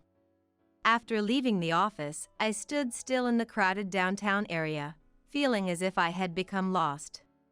Even if I condemn my husband with the results of this infidelity investigation, what will happen to my life? With such uncertainty looming over me, I sit in front of my computer in the living room at home. My work as a writer consisted of small articles and columns, but perhaps because I had been doing it for a long time and gained trust, the requests never ceased. However, when I reread the completed articles and columns, I let out a big sigh. I don't think I have talent as a writer. I used to be good at weaving words together and creating works that touched readers' hearts. But lately, I feel like something is missing. I reread my past works and became anxious, wondering if my talent had disappeared somewhere. Am I emotionally weakened because my husband cheated on me? Even as I asked myself this question, I couldn't help but shake my head. It's not that I have changed. Surely, in the creative process, hardships and setbacks are necessary. When I first started working as a writer, it was so much fun. I was thrilled beyond words to put my thoughts into writing and have someone read them. Such enjoyable times can't last forever, and sometimes stagnation and trials will come. As I was pondering such thoughts, the house phone rang. It was from the detective I had hired for the infidelity investigation. I only vaguely remembered his face, but I recalled that he seemed suspicious. He quickly got to the point after a brief greeting. Did you read the last line? The detective said. I didn't read it very carefully. Since my assignment this time was an infidelity investigation, I thought it was unnecessary. But I happened to find an interesting fact. If you didn't know, Allison, I thought William wouldn't know either, so I casually included it in the document. I see. Given my profession, I've done a lot of infidelity investigations. You may not know this, but the behavior patterns of cheating men are almost always the same. I guess their brain structures are the same. But you know. I could tell the detective was laughing happily over the phone. Your husband's behavior was odd from the first day of the investigation. Normally, my job would be to capture the scene of infidelity in a photograph, and that's it. However, I talked to the lawyer, and since it's the 10th anniversary of the office's establishment, I decided to provide some extra service. After hanging up the phone, I looked through the infidelity investigation materials again. I carefully read the contents written there and took a deep breath. Why? Now, the words my grandson Eric said to me are deeply etched in my heart.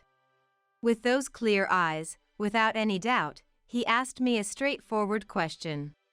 Why do adults laugh when they're lonely? 1 month later, I told Robert that I was going on a trip with my son's family and smiled at him as he saw me off at the entrance of our home. Pulling a carry-on bag that wasn't very full, I headed towards the station. Without any particular destination in mind, I simply let myself be swayed by the train, gazing at the scenery visible from the window. When Robert and I were young, we always took the train for our dates. Until we got married, we didn't own a car and always met up at a coffee shop in front of the station that offered specialty teas. On the menu, the names of the tea leaves, such as Candy and Dimbula, were meticulously listed one by one. We always arrived 30 minutes before the appointed time, and Robert always drank mallow tea. Mallow is a hollyhock flower. When a thin slice of lemon placed beside the blue tea, the color of a southern sea, brewed in a heat-resistant glass, is lightly squeezed, it magically turns the tea pink. I quietly watched this sight. It's beautiful, he murmured, not referring to the beautifully colored mallow tea, but quietly gazing at me. I couldn't help but give a wry smile at his usual cliché line. Thinking about it now, we were a foolish couple, but I was certainly happy back then. Even though I should be frustrated and angry about Robert cheating on me, for some reason, what I remember is the mallow tea that Robert always drank back then. Without giving it much thought, I entered a random coffee shop. There was no mallow tea on the menu. I chose a menu item labeled black tea, without the names of the tea leaves listed, and as I sat down, I let my gaze wander over the strings of characters printed in the book I had brought, which my mind could hardly recognize as sentences at this point. For a long time, I spent my time like that.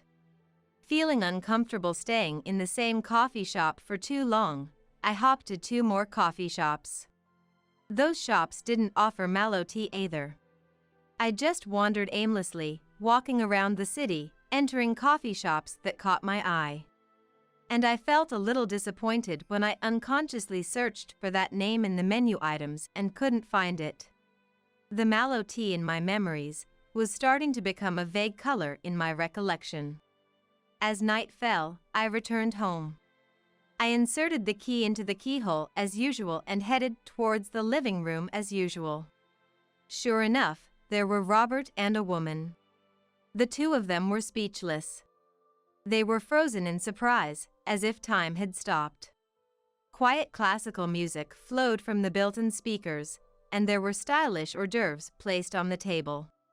Warm steam rose from the blue mallow tea that the two of them were about to drink, having apparently finished their meal. I didn't utter a word. Robert didn't try to speak either. The gentle tones of the music spread throughout the living room, and a strange moment passed where we simply stared at each other. Eventually, William came in, making a rough noise, and when he spotted Robert, he let out an exaggerated sigh. Behind William, Melissa was also peeking in with an anxious expression. Hey! What kind of party is this? You don't mind if we join in too, right? Wait a minute. What are you trying to do, all of a sudden? As Robert stood up from the sofa, the woman next to him timidly grabbed his sleeve, looking frightened. She was a plain woman, about 12 years younger than me. She had unremarkable, delicate facial features. She wore light-colored jeans and a hoodie with a stretched-out neckline. Wearing hardly any makeup, she whispered in a reserved voice. That's not it. Our relationship is not what you all think it is. Oh, is that so? But we have evidence, like photos. William triumphantly held out the photos he had in front of the woman's face. They captured images of the two of them walking together, looking close, dining together, and so on. The woman averted her gaze from the photos shown to her and smiled faintly with a lonely expression. I'm not very successful, but I'm a stage actress. That's right. She's an actress, and as part of her character development, I'm providing acting guidance to help her gain experience in infidelity. Don't get the wrong idea. Caught off guard by the unexpected words stage actress, William and Melissa looked at each other. The woman calmly explained the circumstances up to this point. She admitted that she and Robert had indeed dined alone together in this house. They had also engaged in behavior that simulated dating in the city. However, she insisted that it was all part of her character development as an actress, and Robert was simply cooperating with her. There was certainly no definitive evidence that Robert and the woman were in a romantic relationship. But when I asked why Robert had to cooperate with such a thing, the woman, who had seemed plain until now, suddenly looked at me with an alluring expression. That's because he was lonely, wasn't it? Lonely? Robert said that Allison is always going on trips and doesn't properly face him. He's busy with work, so he doesn't have time to be with her. I know that whenever I, who usually works remotely, mention going on a trip, Robert takes advantage of the opportunity to invite women over to our home and indulge himself. I also know that he told me he was staying at the company for work, but he was actually meeting with women. Everything Robert says about the company being busy is a complete lie. I know that he actually finishes work on time but spends his nights out late. I know that my kind husband's smiles are all lies.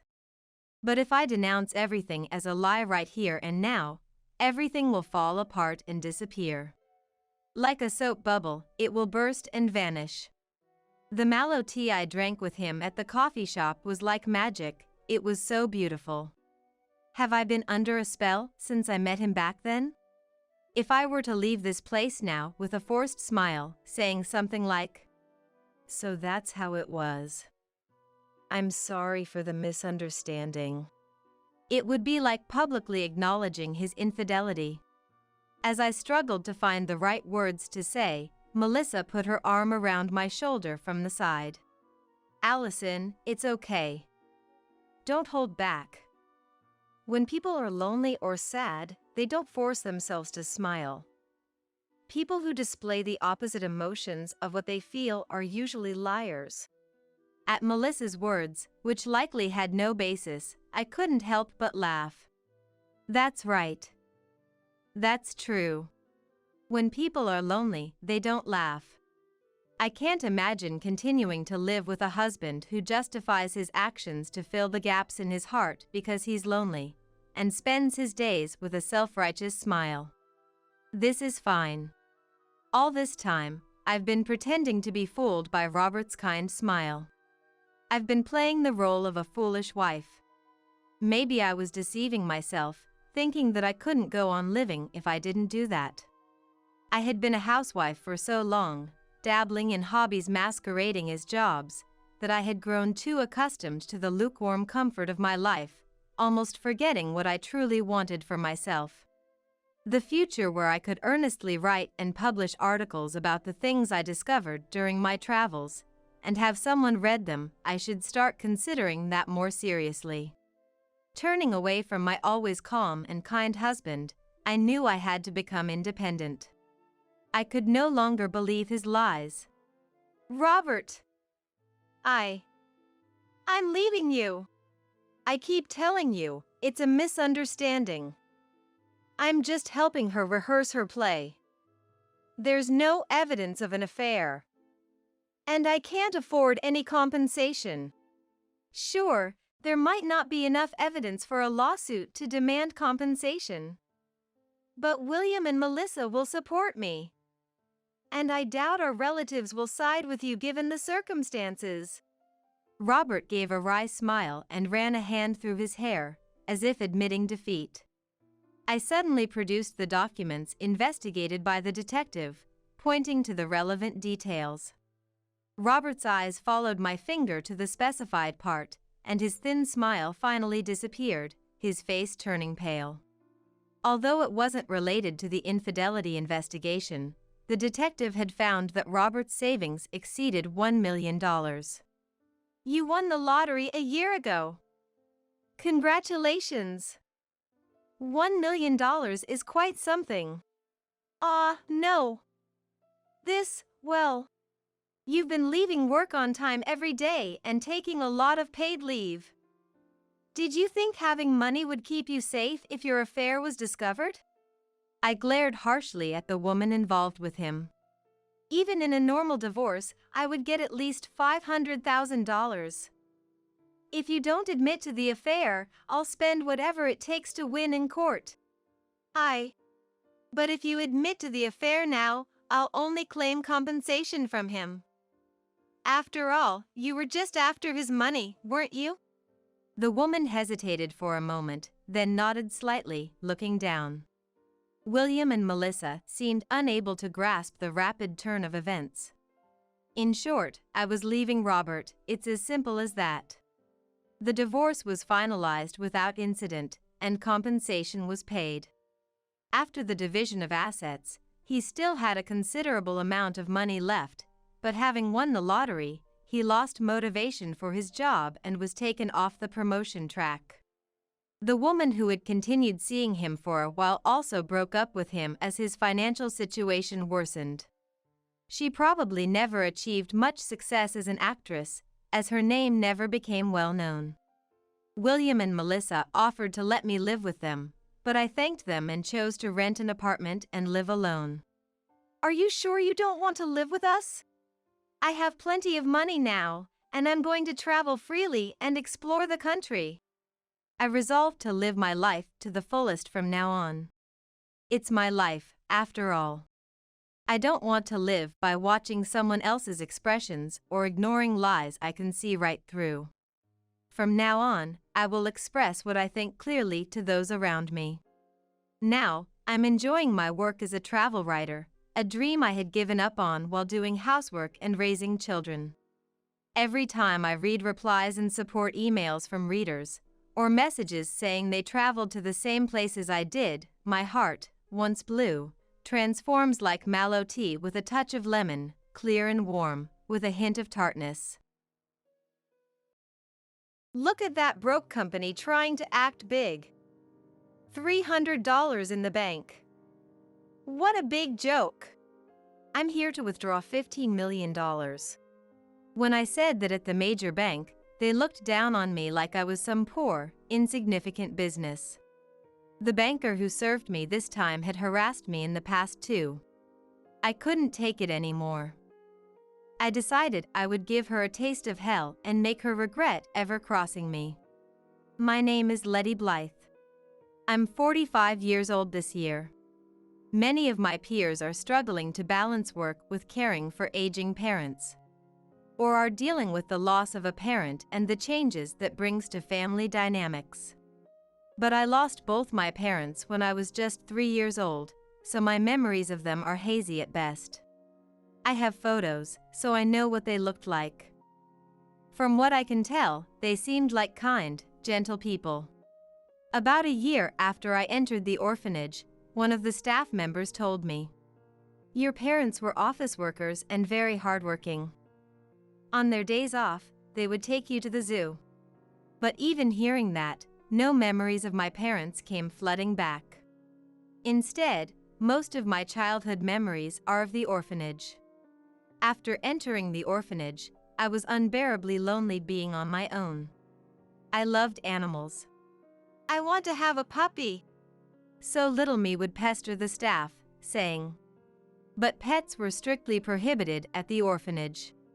So one of the staff gave me a stuffed dog toy instead. It had been sitting in storage and no other kid wanted it, but I instantly adored it. I basically never let go of that toy, carrying it with me everywhere. That much I remember clearly.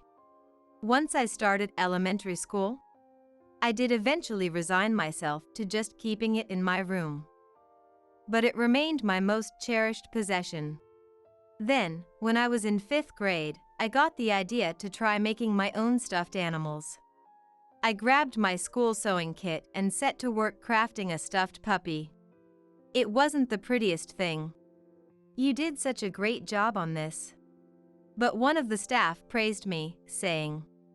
Encouraged by that, I threw myself into making more stuffed animals. I got better and better each time. By high school, I was so obsessed that I joined the Handicrafts Club. In my senior year, I won an award at a crafting competition. That inspired me to seek out a job in the textile industry after graduation. I've had a variety of experiences since then to get to where I am now at my current company. Looking back, I'm amazed at how far I've come, to be honest. I hope to continue making a living in the future with the crafting skills that have sustained me through life. At least, that's how I feel. But lately, I've been tormented by this one particular person. Her name is Clarice. Clarice is a 50-year-old banker who lives in the luxury condo building right across from my place. I, on the other hand, am not living in any fancy home like that. My apartment is old, built over 30 years ago, and costs $500 a month in rent. This area used to just be open fields with a scattering of houses here and there. But about 5 years ago, housing complexes and high-end condos started popping up one after the other. My apartment building has been here since way before all that development. It still remains, surrounded by these newer high-rise buildings, without ever being renovated itself. Some might think that with such a nice luxury condo right there, I should just move into that instead. At first, I did briefly consider moving. But I ultimately decided against it. The rent is just too expensive, and I don't need all the fancy amenities that come with a luxury condo. Those condos apparently have tight security, observation decks with great night views, party rooms, and 24-hour concierge service. But I'm not interested in hosting parties or admiring vistas. Plus, my landlord upgraded to high-security locks for each unit and installed security cameras out of crime concerns. My apartment doesn't have a grand entrance or anything, but for someone like me who doesn't keep expensive items at home, this is plenty. I can't justify paying over $2,000 a month in rent just to live in a luxury condo. Different lifestyles suit different people, after all. Clarice seems to be someone who likes surrounding herself with upscale things. The rings and necklaces she wears are all from high-end brands. Whenever she runs into me taking out the trash, I just bought this new piece. I already got tired of the ring I got 2 months ago. she brags. At the same time, she looks down on me in my more modest attire. It's such a nuisance. Aren't you embarrassed to go around dressed like that? Should I give you some of my designer items? Actually, never mind. She made fun of me like this just last week. It was infuriating. On top of that, she knows my unit number. She probably saw me coming and going from my apartment by chance. Because of that, I had an exquisite French meal today. Ah, it was so delicious. she occasionally shows up at my door to boast. All I want is to relax at home, but having to listen to her insipid bragging ruins that. And she doesn't leave after 5 or 10 minutes. She blabbers on for over 20 minutes. When I saw that ring, I couldn't help but exclaim, "This is my destiny ring." Not destiny partner, destiny ring. Life can be funny like that, you know. She gets all worked up like this, talking in an overly loud, emotional voice. It bothers the neighbors. The walls in my apartment are thin, so if you're even a little loud, everyone can hear it. Excuse me, there are other residents here too, so could you please keep your voice down a bit? Also, it's already 8 p.m. and I'd like to eat dinner. Even when I say this, she pays me no mind. I'm graciously sharing my superior knowledge with you, and this is how you act. Should I tell you about the necklace I'm wearing right now too? She says ridiculous things like this, completely unwilling to listen. The other day, my next-door neighbor Maurice got fed up. Hey! You're being too damn loud. Can't you see Letty doesn't want you here? And angrily came over. Seeing the intimidating Maurice, Clarice's face filled with fear. I am so sorry. She let out a shriek and then fled at full speed. I felt relieved. Heh, that was nothing. We neighbors gotta look out for each other. But what's the deal with you and her? Well, actually, I gave him a quick rundown about her. Ah, she's one of those luxury condo people. Bit of a local celebrity, huh? But why is she so fixated on you? It's not like neighbors get that close these days. So here's the thing. I could understand his confusion. It's extremely rare for someone to be this persistent in harassing a neighbor just for seeming poor. The reason things have escalated to this point is because I had a run-in with her in the past. It was about 6 months ago. I had business at a major bank branch, so I stopped by the teller window. The teller who assisted me that time was none other than her. She greeted me. Hello. But I got the distinct feeling she was looking at me with a condescending gaze. However, I hesitated to point that out to a bank employee I was meeting for the first time. I figured I was probably imagining it, so I started to tell her what I needed. I have a 1 p.m. meeting scheduled with the branch manager. I'm Letty Blythe.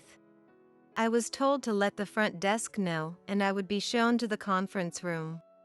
I didn't think I said anything strange, but Clarice suddenly blew up at me.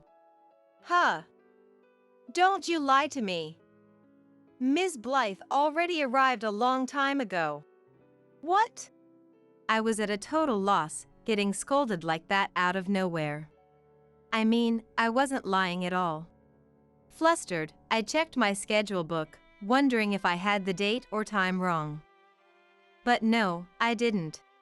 Could you please double-check? I should have a meeting scheduled in the conference room at this time. I politely repeated my request, but she still refused to listen. I'm telling you. You're just a fake one, aren't you? Enough with the lies, tell me the truth already. No, I am the real one. I had important business to attend to, so I couldn't just say okay then and leave. I even showed my ID, but she claimed that was fake too and refused to believe me at all. As I wondered what to do, the branch manager, having heard the commotion, came running over. "I am so sorry, Ms. Blythe. Right this way to the conference room." He escorted me, so it worked out somehow. Later, I heard from the branch manager that a completely different person also named Blythe had a meeting scheduled with him from 12 p.m. that day. Clarice had been aware of that other Blythe, but had completely forgotten about my existence, apparently. After my discussion with the branch manager concluded, I sincerely apologize for the misunderstanding. she did apologize to me, but with a sullen look on her face. It didn't seem like she was truly remorseful, so my frustration wasn't entirely resolved. However, it would be pointless to expect a heartfelt apology from someone who gets that angry at a stranger over a misunderstanding. I came to terms with that and let it go. But then, a week later, as I was taking out the morning trash, Clarice came dashing out of the luxury condo across the street, eyes sparkling. I remember my body going stiff with fear. Can I help you? I live in this condo building. So you live in that apartment over there, huh? Turns out we're neighbors. Hearing that, I felt like I might faint. Sensing she was up to something, Clarice then said the most outrageous thing. You made me into a laughingstock. How are you going to make it up to me? Huh? Because of me. The root cause was her misunderstanding in the first place, so her resentment was completely misdirected. The branch manager scolded me, and regular customers said I was scary. It's all your fault. She glared at me with a look of bitter resentment, like a demon. From then on, she apparently saw me as her sworn enemy. She harasses me every chance she gets. It's a huge nuisance. I considered moving, but she only stops by 2 to 3 times a month at most. Factoring in the cheap rent and all, moving just because of her felt like a waste. Clarice herself seems to be keeping things to a level where I won't report her to the bank or be driven to move. I finally found a good little prey. I'm going to have so much fun tormenting you. She said creepy things like that with a grin. Some people might think it's better to move in that case. However, I had heard certain rumors about her and the luxury condos. Even Maurice. She's a real piece of work, targeting you like that. But I reckon you only gotta put up with it a bit longer. Might as well wait and see how it plays out. After hearing the whole story from me, said, "Still, trouble has a way of striking without mercy." I had another errand that took me to the major bank branch. As my bad luck would have it, Clarice was at the teller window. I instinctively wanted to leave, but it couldn't be helped. With an unpleasant smirk, "Please have a seat and wait. We'll call you when your number is up." Clarice handed me a number ticket and said, the bank was extremely crowded, so I thought it would take quite a while. And sure enough, I was right. Incredibly, I ended up waiting a total of 5 hours. I tried to kill time by working on my tablet and, with permission, going out to do some shopping partway through. But it was simply far too long. Thank you for waiting for so long. She called for me with a smile, and I realized she had deliberately made me wait until the very end. However, pursuing the matter would be pointless since she clearly wouldn't apologize. And it would be a hassle to make a big scene at the teller window. Swallowing my frustration, I said, I'd like to withdraw $15 million. It's quite a large sum, but I notified the bank I would be withdrawing it today. Please process the transaction. Even I realized the amount I stated was rather unrealistic, but Clarice gave me a condescending look. A broke little company like yours is gonna try that? You've only got $300 in your account. What a load of hot air. Huh? $300 in my account? That can't be right. What on earth is she talking about? Excuse me, but I think you must be mistaken again. I'm quite certain I'm scheduled to withdraw $15 million today. Please double-check your records carefully. I implored her, but Clarice wouldn't listen. I'm not falling for some broke person's excuses. Go on, shoo! Get out of here! Wait a minute. Can I please speak to a different teller? Realizing she was a lost cause, I tried to seek help from someone else. But we only have trainees working today, and the branch manager is out. For someone spouting nonsense about $15 million, I'm the only one who can deal with you. She insisted. Indeed, the other bank employees were all young and giving me troubled looks. Don't you dare get involved, she told them forcefully. This person is just trying to pin her own mistake on me. She's actually the CEO of some broke company with only $300 in its account. With their colleague Clarice asserting this so strongly, truly no one else stepped in to help. As I wondered what to do, she said, Go on, don't just stand there in silence. Leave.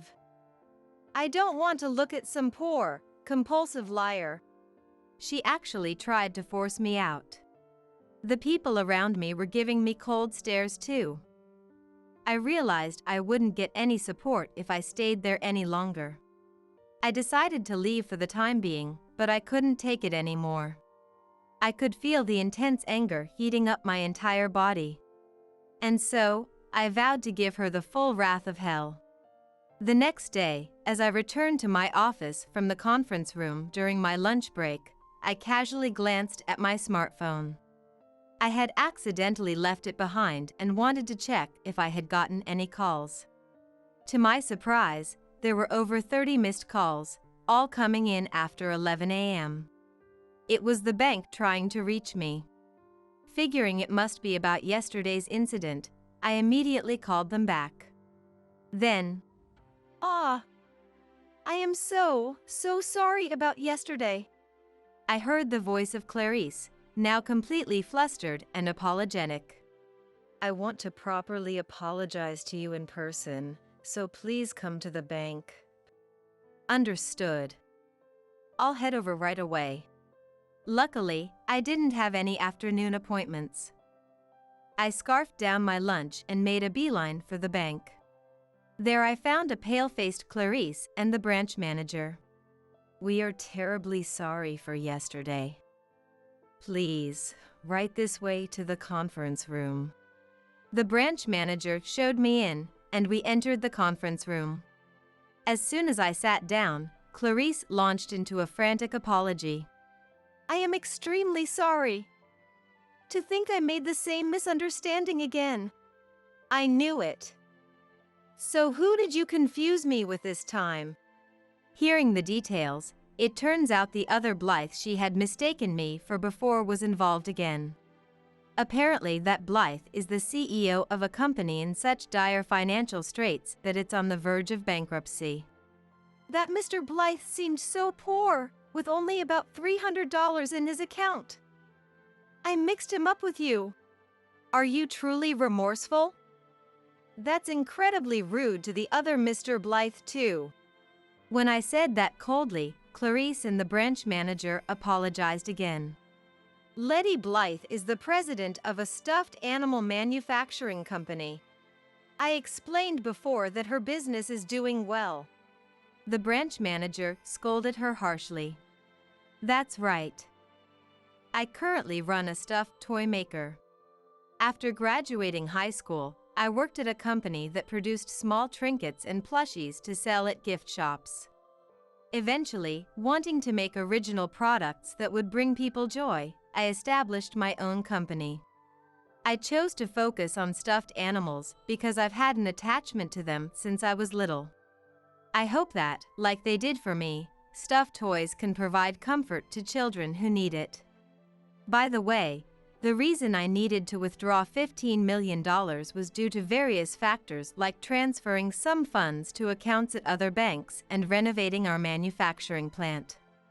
Even during the meeting that led to Clarice developing a grudge against me, I had discussed this matter.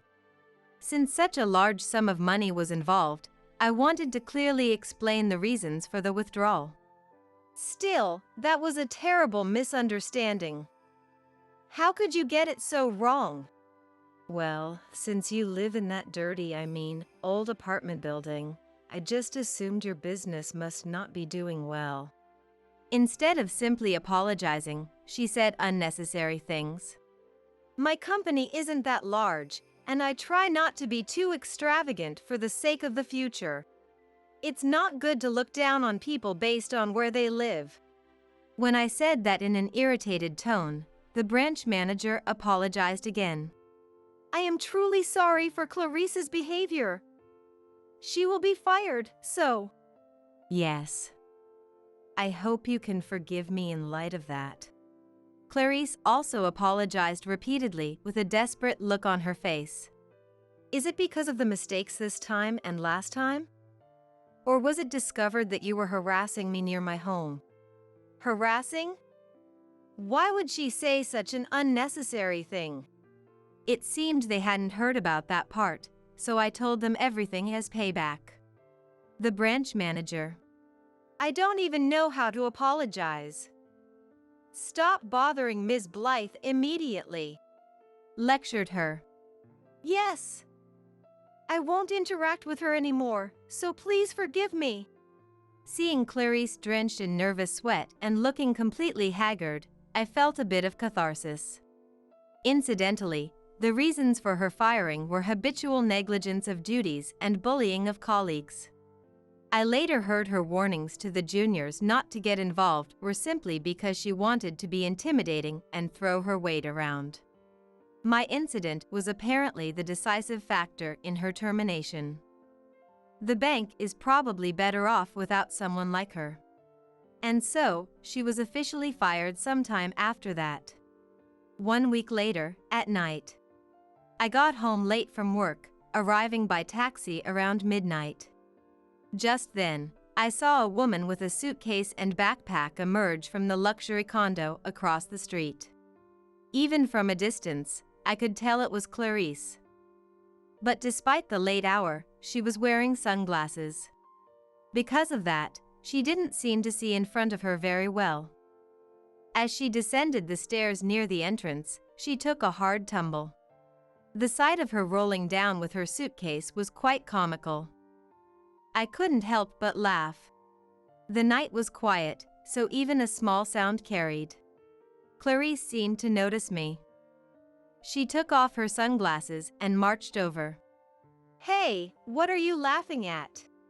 Sorry, it was just funny seeing you fall like that. When I answered her honestly, Clarice's face turned red. Don't laugh at other people's misfortunes. Instead of hanging out so late at night, hurry up and go home. I can't help it, I was working. More importantly, Clarice, what are you doing with sunglasses and so much luggage this late? Where are you going? When I sharply questioned her. Oh, that's. I'm just going on a little trip. She made a strained excuse. You're clearly flustered. There's no public transportation running in the middle of the night like this. Rather than a trip, this has more of a midnight run vibe. It's not a midnight run. I'm just moving out. She hastily denied it, but it must have been close to 3 a.m. No one moves out at this hour. You must have some incriminating circumstances and don't want to be seen leaving. How can you read my mind like that? She was shocked, but I think anyone could figure out that much. Don't tell me, you got in a fight with your husband and he kicked you out? How do you know? This is getting creepy. Hit with the truth, Clarice plopped down right there. But this isn't such a big deal either. You'd argue with your husband sometimes, right? I saw you yelling near the entrance many times. Indeed, living across the way, I inevitably catch glimpses of the luxury condo residents from time to time. Clarice would occasionally go out with her husband. You are the one earning money, so it's no big deal. It's because you keep spending that we can't save no matter how high my income is.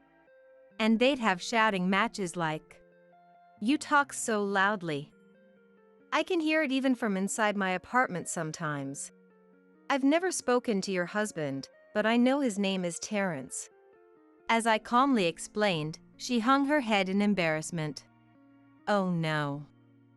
I can't believe you overheard such ugly scenes.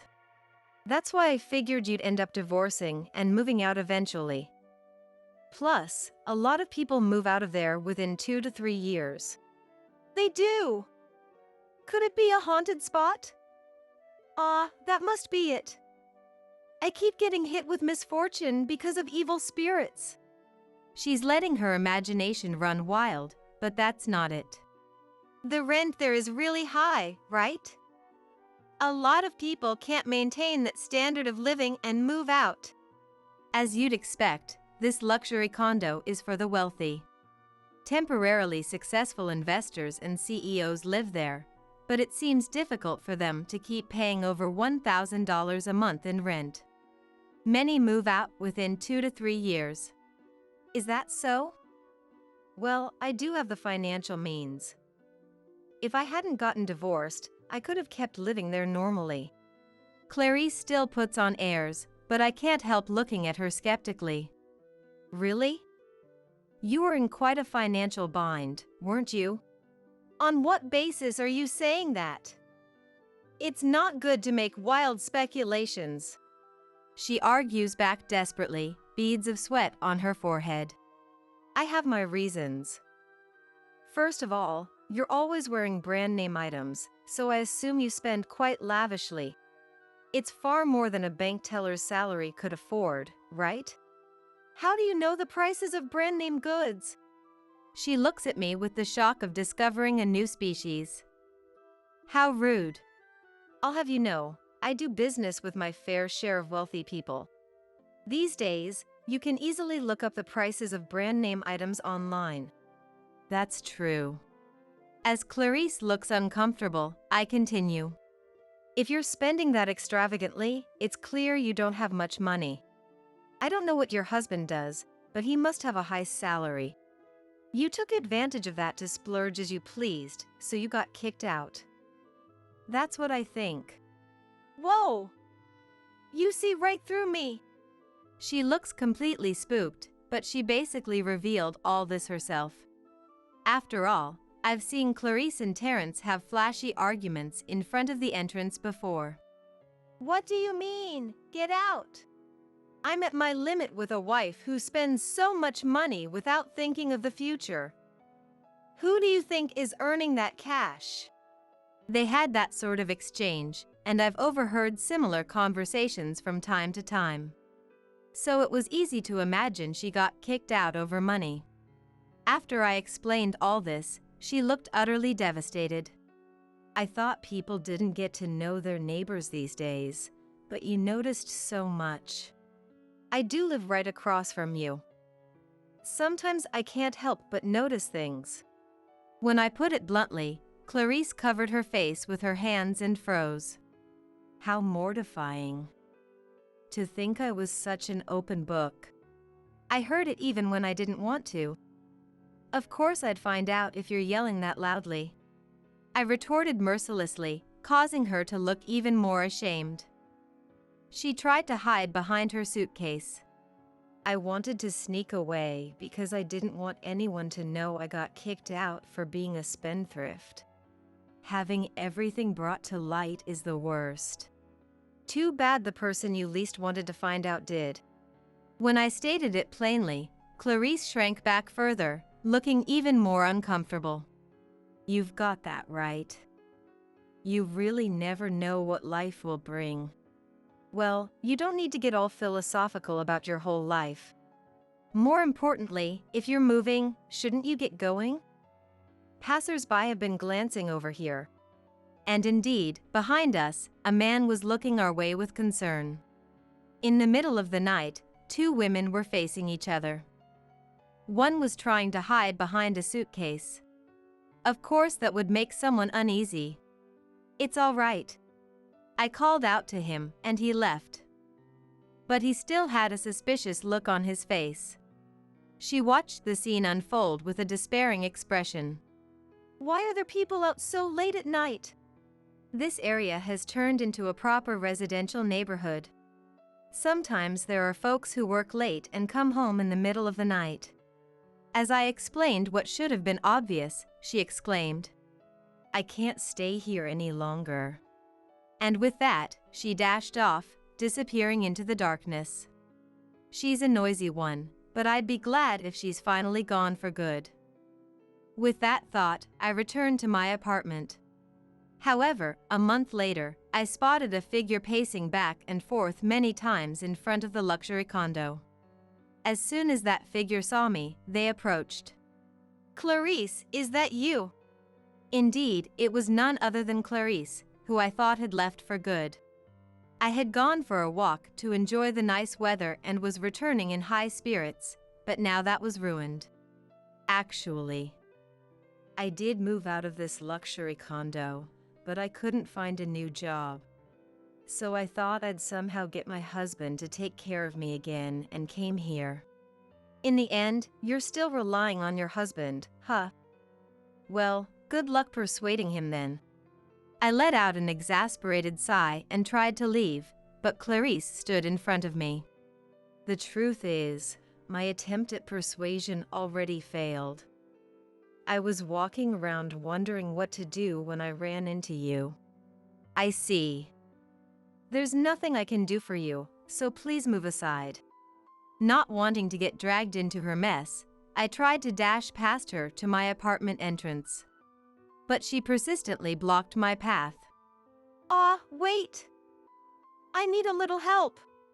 Hearing those words, I couldn't believe my ears. Did you forget what happened between us? Take a good look at your own actions. I know it's an unreasonable request. I'm not asking because I think there's a high chance. I'm betting on a slim possibility here. Why do you think there's even a possibility? I have zero intention of helping you, I said coldly, trying to hurry into my unit. How cruel. But then she started to cry. It's humiliating for me too, you know. And yet, to say you don't want to help, you must have lost all sense of human compassion. Are you saying it's my fault? Do whatever you want. She talks as if acknowledging her own wrongs, but then says I've lost all sense of human compassion. It's clear she hasn't reflected at all. Dealing with someone like this is just a waste of time. Fed up, I pushed her aside and climbed the stairs. Wait! You're really abandoning me! She let out a loud cry and chased after me. But at that moment, "Shut up! How many times do I have to tell you?" Maurice came bursting out of his apartment. As if on cue, two other residents also emerged. "I was taking a nap, and now I'm wide awake. You're that person who made a ruckus sometimes, right? Letty said you moved out, so why are you back?" Bombarded with remarks like these, Clarice froze in shock. You don't have to say all that out of nowhere. No, that's not it. We've been bothered by your yelling for ages. We have a right to complain. Maurice angrily gave her a scary look, causing Clarice to cower. I suppose so. Still, you neighbors sure are close. This apartment building is pretty old. Some people have lived here for over a decade. The residents have known each other a long time. It's a rare apartment complex these days with such a tight-knit community. As I explained in a cold, matter-of-fact tone, Maurice and the two other residents closed in on Clarice. "Get out!" they said in a voice that seemed to rumble from the depths of the earth. Even Clarice realized this was bad news. "I'm so sorry." Her body trembling, she fled. "Don't you ever come back," I yelled after her, retreating back. Perhaps thanks to the power of this neighborhood watch, Clarice stopped showing her face around the apartment. I didn't know what happened to Clarice after that, but I found out by chance when I went on a business trip. I entered a restaurant to have lunch, and there she was, working as an employee. Seeing me must have really thrown her off. "Why are you here?" Because she screamed. Of course, the male manager scolded her. But she seemed to have completely lost her composure. She dropped a glass of water, knocked over a salad. Mistakes left and right. "I'm terribly sorry." She apologized over and over. "You're completely incompetent. You're fired." But the manager berated her. The light may never shine on Clarice's life again.